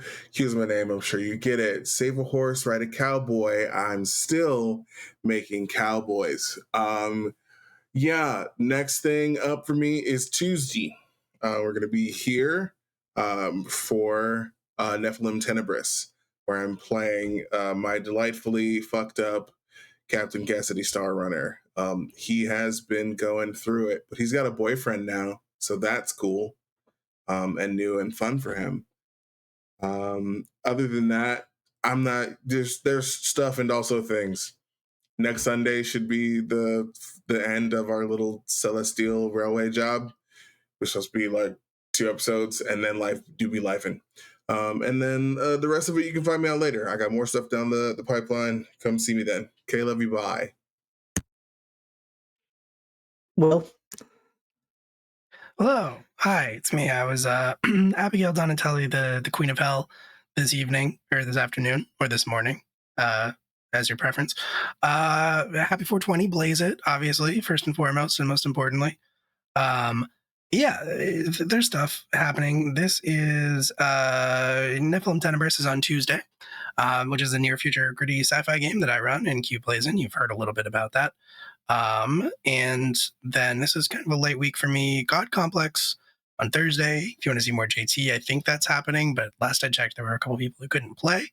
So it may not be. We will see about that. And then the following Sunday, which would normally be an Academy H night, cannot be an Academy H night because I'm going to be running Sentai and Sensibility over on Kat the Lore Mistress's channel to raise money for Trans Lifeline. As part of the fundraiser that she is putting together. So you can check that out next Sunday. That's it for me. That's about a week out. I'm on Blue Sky at a Will M Scream, and that is pretty much it for me. all right, tagging in Chrissy.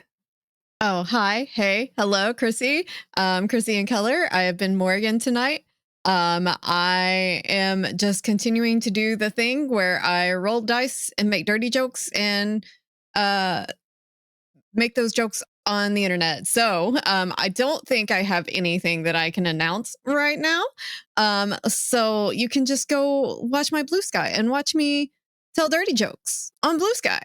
And yeah. Thanks for having me. This was fun. We love having you with us. It's a delight. All right, Kit. That's me. I'm Kit. You can find me most places on the internet at Kit Roll. Specifically coming up, let's see, Saturday the 26th, I think, is my next big thing. You can find me over on Greater Restoration, where I am again going to be a vampire.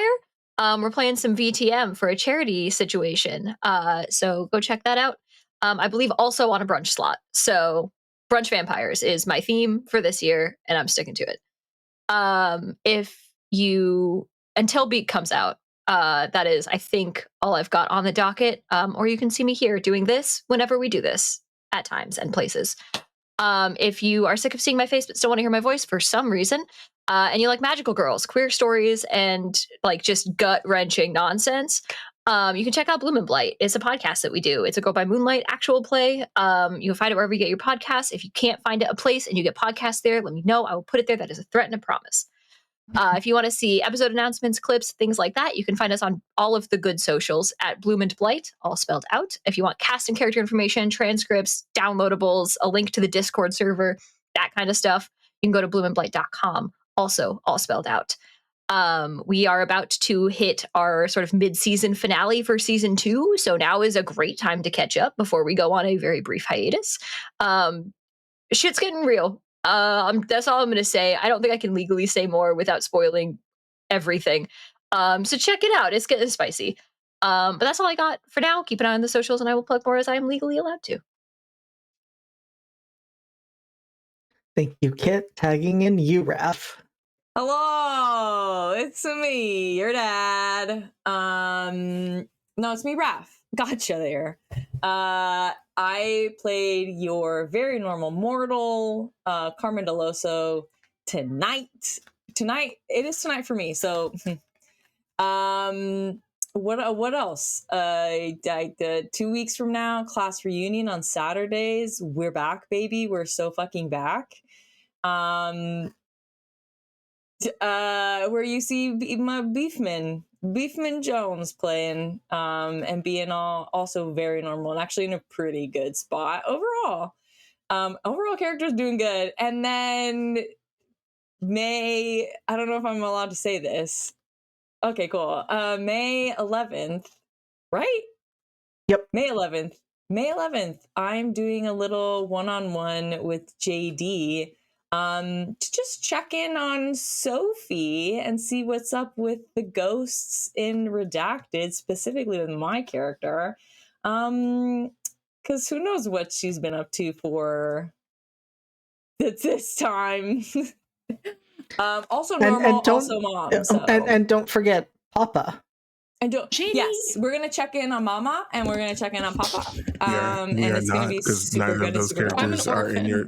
I don't know what you're talking about. Mama and Papa catch them May 11th, and that's fact. And then other things are cooking, and just it for me. I know that my mic is on. I know you can hear me. That was all live.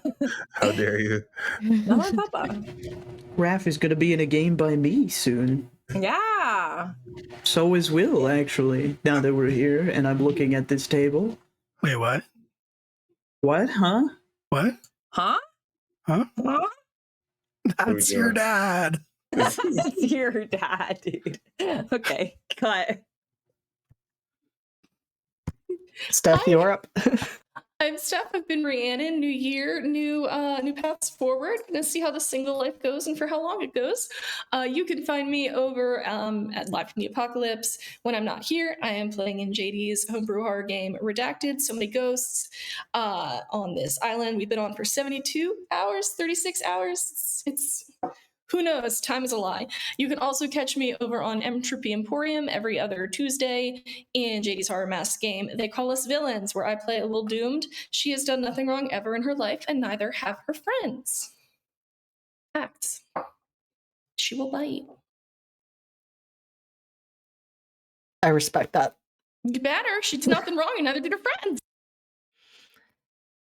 And last but not least, hi, I am JD. I don't actually have that much to plug because I'm still doing it week by week, and this is a light week. The only thing I'm going to be doing this week is I'll be back here on Thursday for Never Ember's Enigma, our D&D heist game, where, you know, I am in the middle of a combat and things are on fire, and it's fine. And I might have just pissed off our big bad that we're facing because I unloaded 7 magic missiles at them. Very normal, very fine.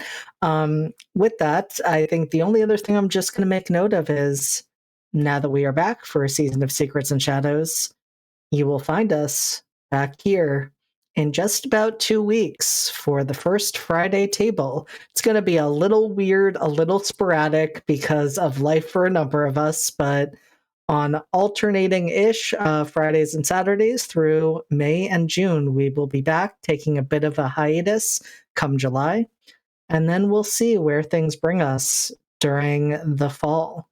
In the midst, since some of our players do have some conflicts, we might be having some specials pop up here and there with some extra bonus content, so stay tuned.